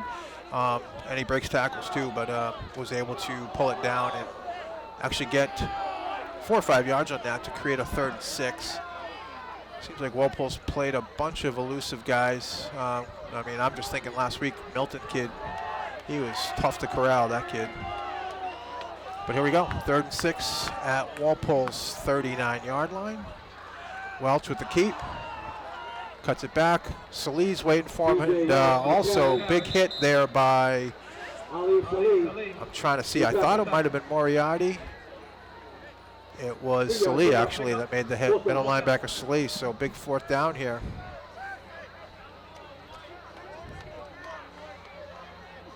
I mean, it's been the Welch show on the most part. Timeout Shrewsbury early in the third quarter. This is a big play. I mean, I feel like the way Walpole's been moving the ball, Shrewsbury has to convert here and score to stay in this game.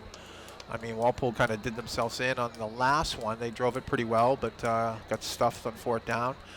But just with what I'm seeing on Shrewsbury's offense, which is, again, I hesitate to say this because I don't want to eat my words, but like they've had some good long runs, 10, 12, 14-yard runs, but I think they eat up clock on the most part with their offense. But so they need this first down. They need to stay in this game right now because Walpole, as they saw in the first half, could easily go down and put up another touchdown on them, and the game's out of reach all of a sudden.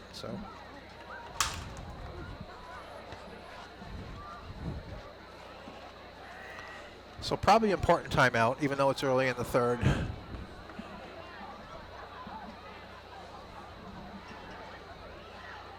Please support the Walpole football program by purchasing a 2022 program guide. Please see Katie Beatty Turco for more information.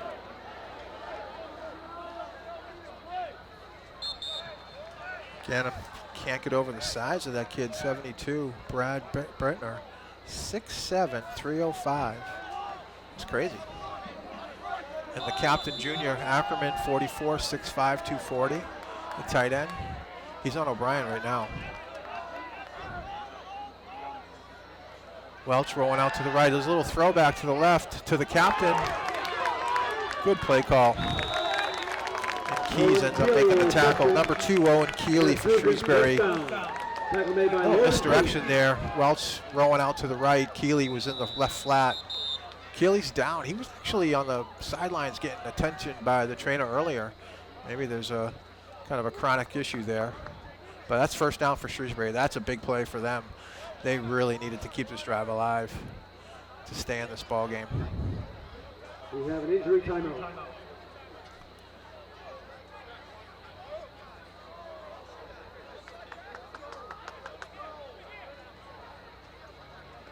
And he's up.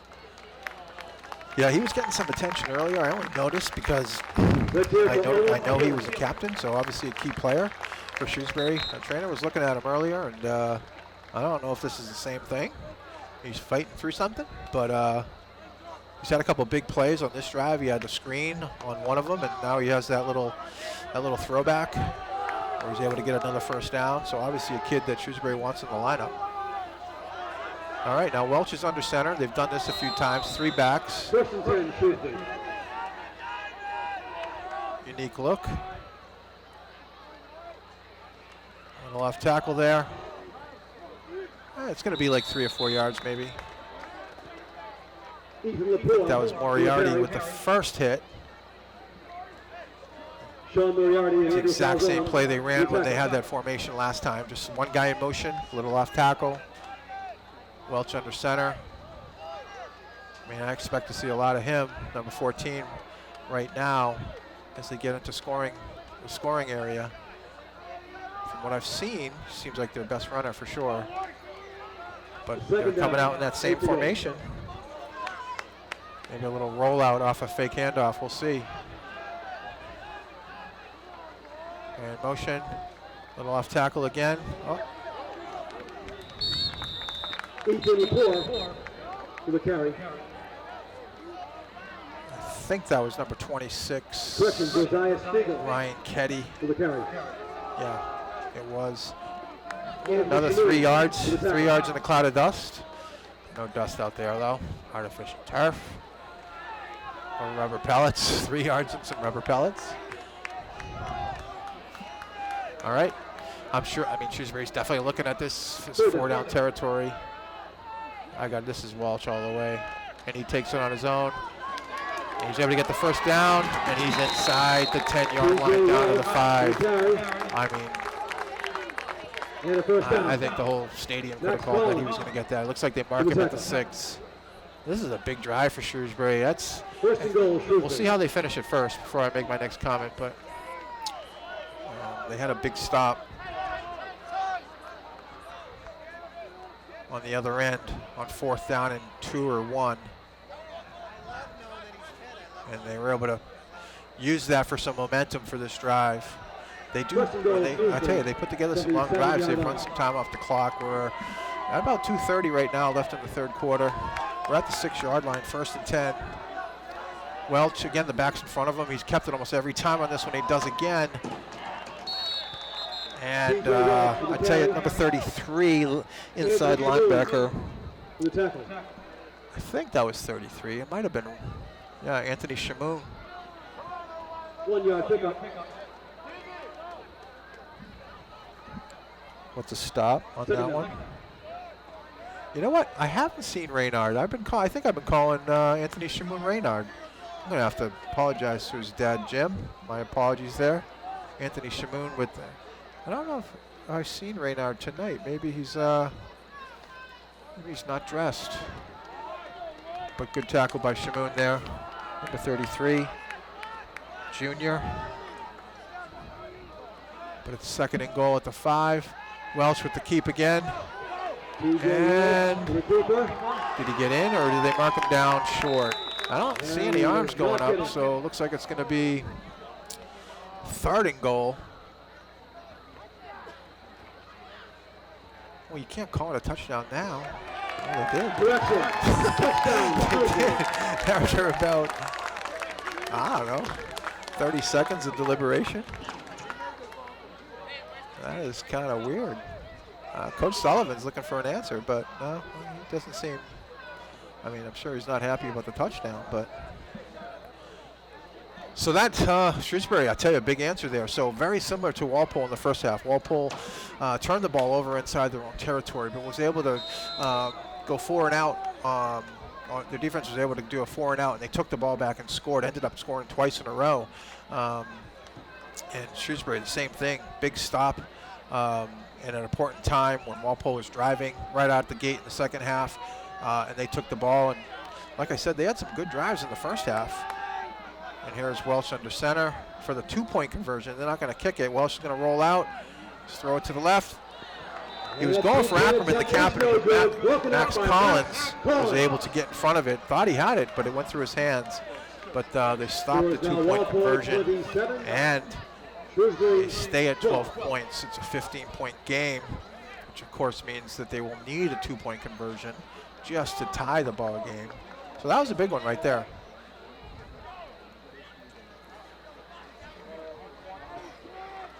27-12, minute 17 left in the third quarter.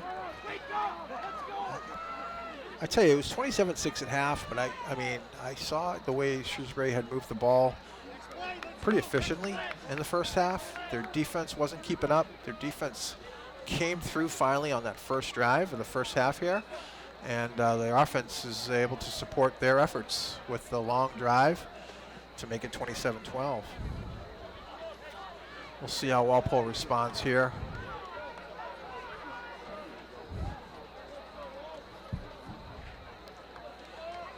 As usual, Jamal Abdal-Kalak is deep, number 6. Already has a touchdown tonight. The up backs, Andrew Falzone. And I think that is Logan Keys, number 18, on the other side.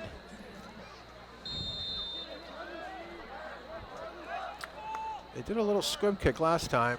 Well, they're going to kick it this time. It's going to bounce. Abdul Kalak with the picks up the ball. He finds a hole. He's able to get to the outside. Looks like there's going to be a flag too, unfortunately. He got it about past the 30-yard line, but I don't know. You hate to see the flags on kickoff returns because I would venture to say yes, 9 out of 10 times it's against the kickoff return team, and it is a hold. So that's going to come back and pin Walpole a little bit deep. So I tell you, this would be a good time to put together a few first downs, get into that fourth quarter. Because this game is not over. This game is not over. Shrewsbury has moved the ball decently tonight.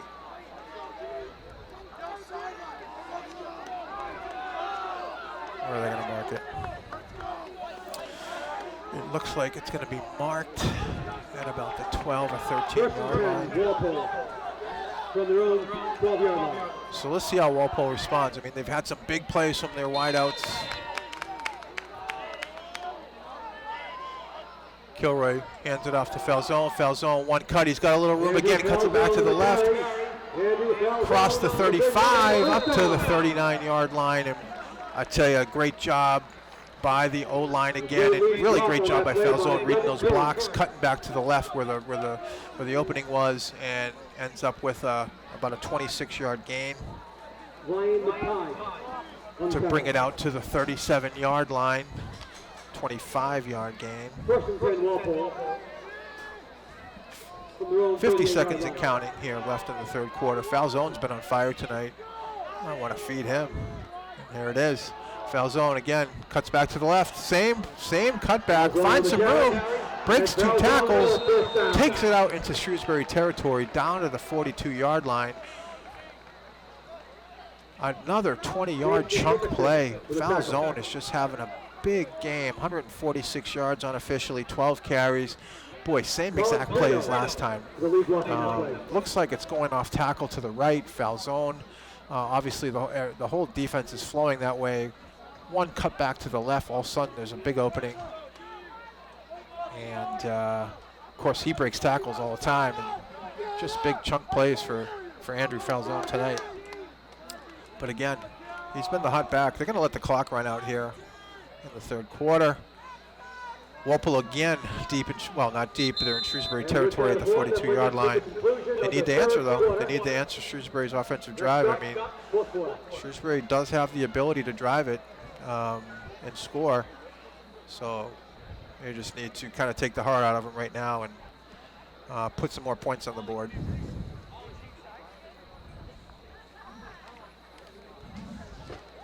And once again, the teams will be switching sides.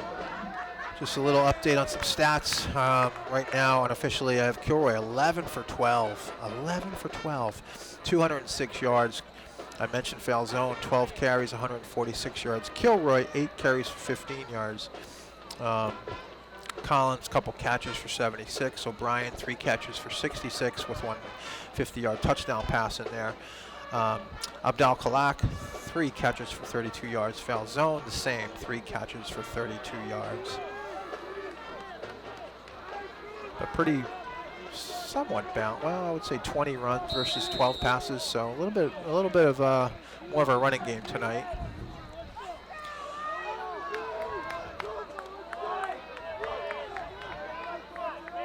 So here we go, 1st and 10 at the 42-yard line of Shrewsbury.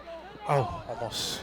And there's Kalak again with that little short pass. Gets to the outside and is pushed out of bounds at the 34-yard line. So that looks like an 8-yard gain. So that's been the play tonight for him. The play tonight has been just get him the ball and out on the outside there, just a little kind of hitch pass on the outside, and just let his athletic ability take over. But 8-yard gain to make it 2nd and 2. And I tell you, I thought they mishandled the snap and fake handoff again. I was a little worried there. But here we go, 2nd and 2. Kilroy hands off to Falzone. Falzone kind of picking his way. Let's see. I feel like he's going to be right at the marker.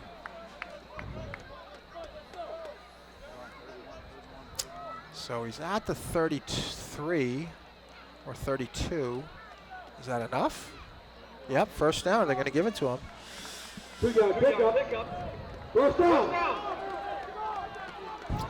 Big 1st down. You want to keep that clock running. Again, I think Shrewsbury generally has used a lot of clock on their drives. Not to say that they couldn't break one free, but let's keep the clock moving. Ideally, let's get another score on the board. 1st and 10. Walpole. But here we go. 1st and 10. 32-yard line for the Timberwolves. Kilroy. He's going to keep it this time. Tell you, they've had his number tonight for some reason. But he's able to get, I think, 2. I'm going to give 2 on that one. But he's had little trouble breaking free tonight. Not sure why. Falzone has had some big runs, big chunk runs. You know, I have him averaging over 10 yards a carry. But 2nd and 8, maybe 9.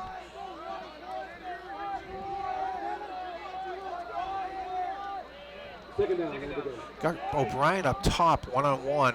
Usually he's on the other side. Let's see if they go to him. But no, they're going the other way to Collins, deep in the left corner. Collins goes up and gets it. And there's a flag, yes. They're going to get the pass interference. The flags are pink tonight, too, with the awareness. October Awareness Month.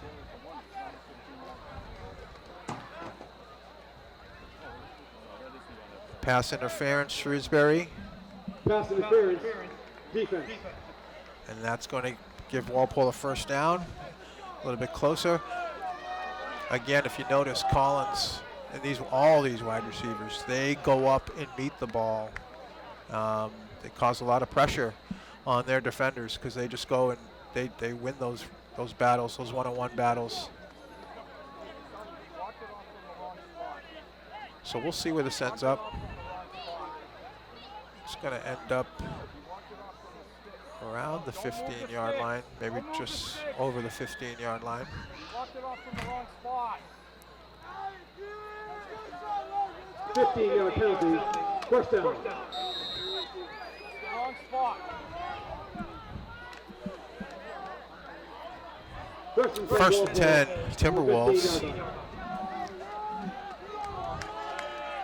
These wideouts are very talented. Cause a lot of problems for opponents. There's that little pitch to the outside. Falzone with the cut. Falzone, yeah, good chunk of the yardage there again. Down to about the 7, maybe? Hard to say, but somewhere in that area. Yeah, about the 7-yard line. So that would be about a 8-yard gain for Falzone. This run's good enough for a 7-yard pickup. It'll bring up a 2nd down and 2. They've run that little pitch play a couple times. First 2 plays of the game. We saw it on the last drive, and now very effective on this drive again. I'll tell you, Falzone has the hot hand right now. 9-yard gain, 2nd down. Deep in Walpole territory. I'm sorry, Shrewsbury territory. We have 2nd and 2.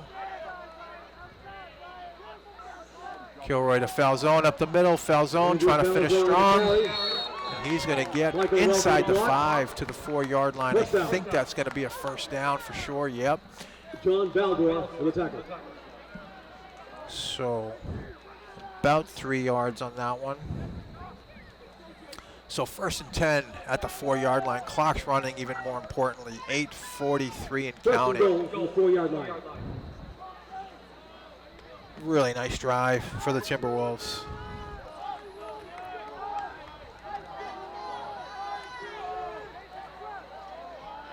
Kilroy's been the man down here. 2 short Russian TDs.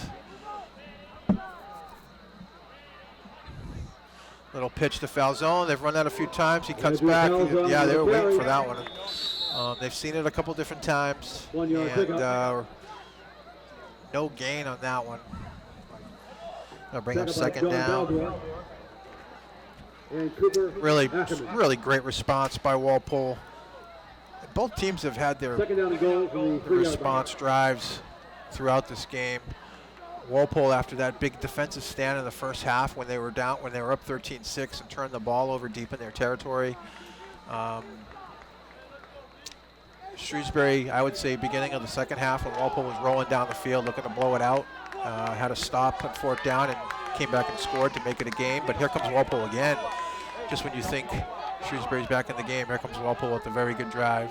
But here we go, second down. Kilroy hands off to foul zone. Looks like he has plenty of room. Touchdown.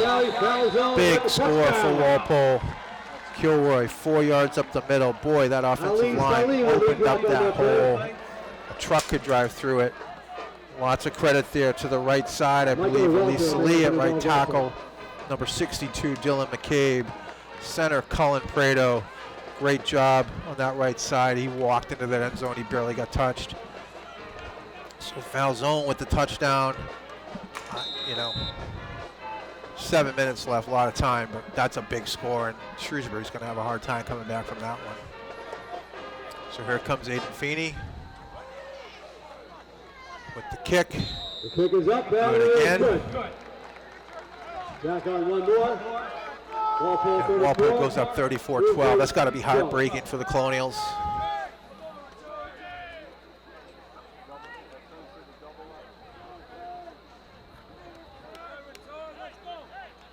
Big score.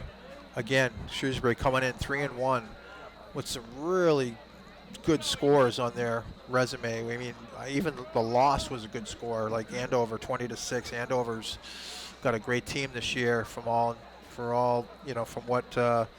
they beat Central Catholic, like I said earlier, a couple times this game.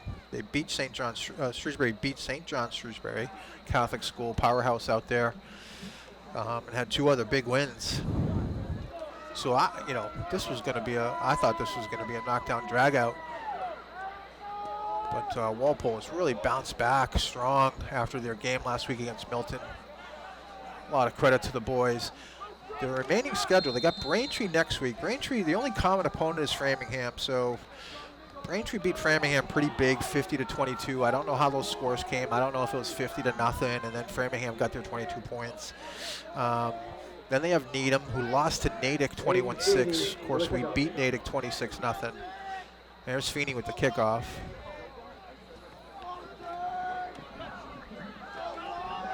There's Logan Keys again. Boy, they do a good job on the kickoff. Keys again. There are 2 outside guys. I think it was Frizzoco one time and Keys twice now with outside responsibility. Number 20, Agallo. He's returned a number of kickoffs tonight.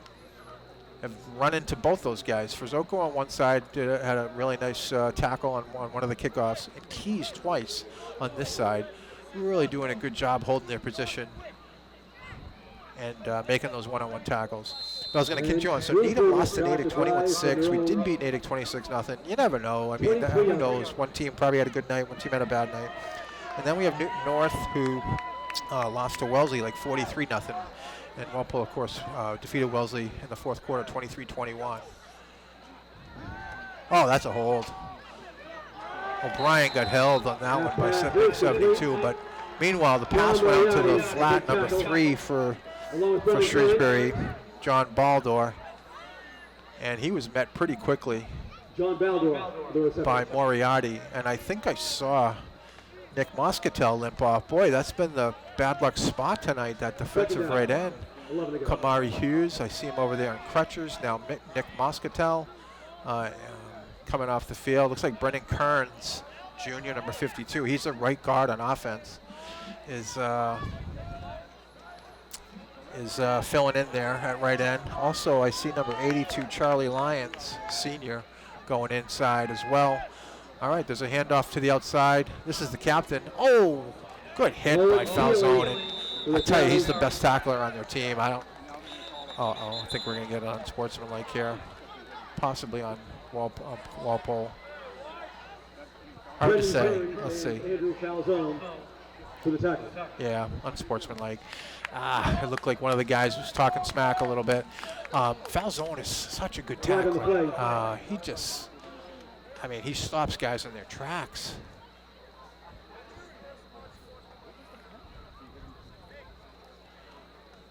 So a little bit of a break for Shrewsbury. Unsportsmanlike.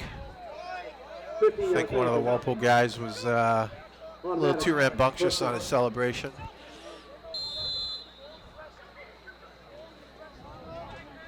But that's a first down for Shrewsbury now. 6-13, 6-11 and counting.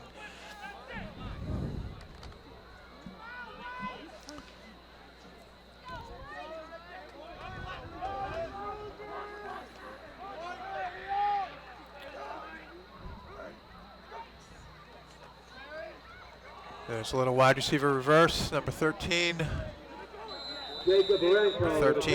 Jacob Barranco. He's taken a few of those. Actually, he took 2 of them in the first half, and I think there were penalties on each one of them. So I don't know if that's his first one since, but hey, Jacob, you're in the stat book now. Congratulations. Neither one of your previous 2 counted, but he gained 2 yards. I don't know if that's a reverse. It's just a wide receiver sweep, but he gains 2 yards. He's also had a few kickoff returns tonight. Second and 8 at the 39-yard line.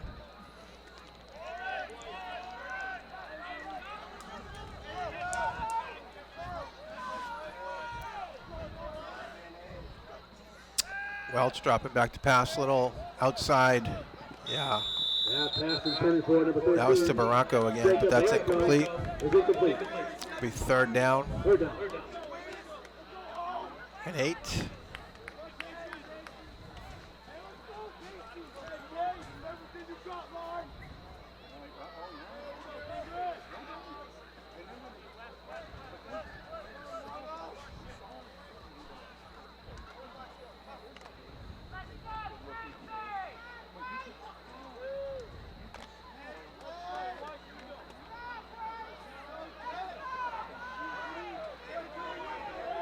So here we go, 3rd and 8. That's legal procedure right there. Yep.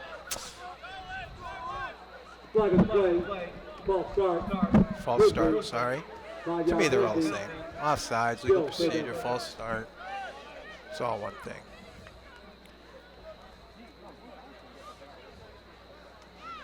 So that pushes Shrewsbury back 5 yards, gives them much tougher 3rd down conversion. 3rd and 15, 3rd and 13, sorry. Oh, Moscatel's back in, that's a good sign. Brendan Kearns moves into defensive tackle with Famagetti. Shamoon in the middle. There's Salih. He actually does go to the outside on some certain play calls. Little left tackle to the right. Oh, that was a fumble. What a big hit. I think that was Shamoon with the hit, and then Kearns with the fumble recovery. I wish I could see a replay. I wish we had a replay. I think that was Shamoon coming up with the big hit. Again, sorry if it's not him, but I know I was calling him Matty Reynard most of the night. I saw the 3. I think I was thrown off by that. Matt Reynard's 3 and Shamoon's 33. But I see you now, big fella. You're making those big hits.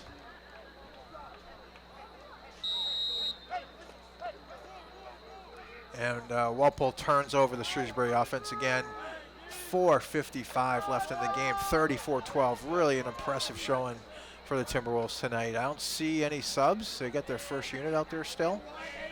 Let's see if we get more Falzone. And there's Falzone. Andrew Falzone. That play's been the play of the night. That little delay to the right, looks like an off-tackle right with the little cutback. I mean, he must have gained more, 65% of his yards on that run play. But he gains, looks like 6 on that one. Second down, 4 to go.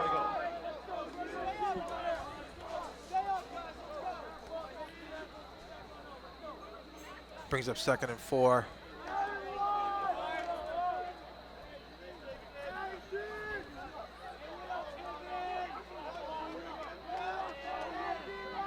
Verzoko split out down here to the left.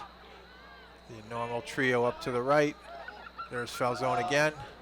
Falzone with a carry. That's going to be close to a first down. Might be just 3-yard short. pickup.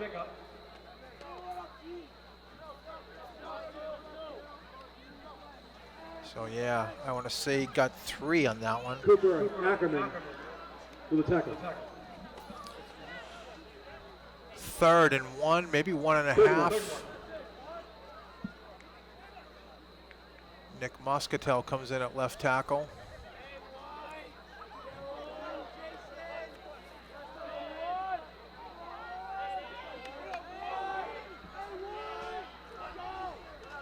There's Shimon again, off tackle right. That right side has been the side. And Shimon's going to get a first down. Down to the 22-yard line. 7-yard gain on that one. 6-yard gain. Cooper Ackerman on the tackle. Boy, I have him 20 carries, 178 yards. 1st and 10, Walpole. At this point, I'm surprised they don't let Keys come in and get a few carries. Maybe this next one here. And here he is, off tackle left. Falzone again. Cut back to the... Oh, nice run. Down to the, I want to say, 8-yard Block on line. that play by Nick Moscatel. 14-yard gain. Just a monster game for him. Ethan Great Messick job by the on the offensive tackle. line. He's getting to that 2nd level pretty easily. This is what he's really First doing and well. goal. He's making that 9-yard first line. cut, finding the backside, and then the burst to the opening, and then he always makes one guy miss, and then he always breaks a tackle. So just terrific job by him.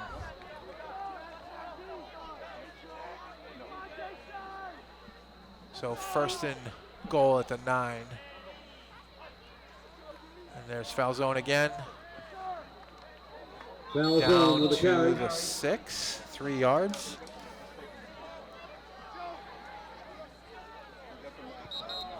Jason Dickerson on the tackle. And let's see if, I don't know, did Shrewsbury call a timeout?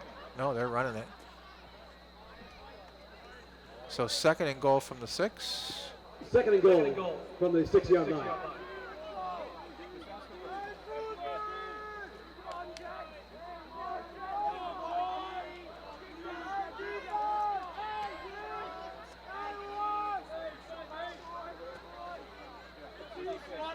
You always have to wonder, like, what goes through the coaches' minds with the MIAA power ranking system. You know, how much you win by, how many points you win by. You know, what's your schedule strength and all that stuff. And maybe that's just part of, you know, the reason why I guess the first team's in there in a 34-12 game. Shrewsbury is a Division I team. Now, I don't claim to understand like how the power rankings work 100%, but Walpole is a Division III team. Shrewsbury is a Division I team, so that means that most likely means their enrollment's a lot bigger.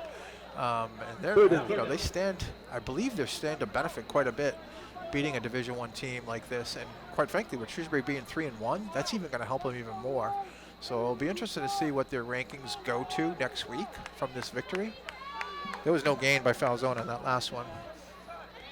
It's been the Falzone show here on this drive. And then Kilroy kneels now. And they're going to let the clock run out. And that's going to be it. I tell you, impressive victory. I mean, that is the conclusion of the game. And the game is over. One that I just couldn't figure out based on Shrewsbury's schedule, being a Division I team, never seeing them before, you know, just having no clue about the quality of football. Thank you very much. And they have some impressive scores on their schedule. But Walpole really bounced back nicely from their loss against Milton last week. Super impressive win, 34-12. Just to wrap it up, I have Kilroy 11 for 12 passing for 206 yards. Falzone, star of the night as far as offensively, with 23 carries, 195 yards, all unofficial. But this is what I have from my stats. Kilroy, 9 carries, 17 yards, 2 touchdowns. By the way, Falzone had a rushing touchdown as well.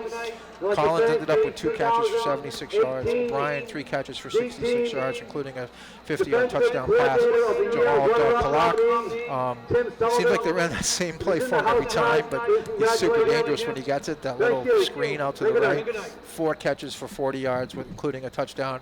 And then Falzone, 3 catches for 32 yards. And Walpole leaves John Turco Field here with a 34-12 victory. Braintree coming up next, 4-1. These last 3 games, I believe, are the last 3 games that count towards the playoff seedings. So, listen, I feel like Walpole is sort of favored in these last 3 games. I mean, you never know what's going to happen. Braintree and Needham are both historically tough games for Walpole. Newton North, on paper, you know, if you look at the score against Wellesley, losing 43-0, and Walpole beating Wellesley, but you just never know. You just never know. But Walpole has a great opportunity here to win these 3 games, go to 7-1 before the playoffs start, and then the fun is all year, right? But the fun really starts in the playoffs. So we'll see you next week against Braintree, and good night, and go Timberwolves.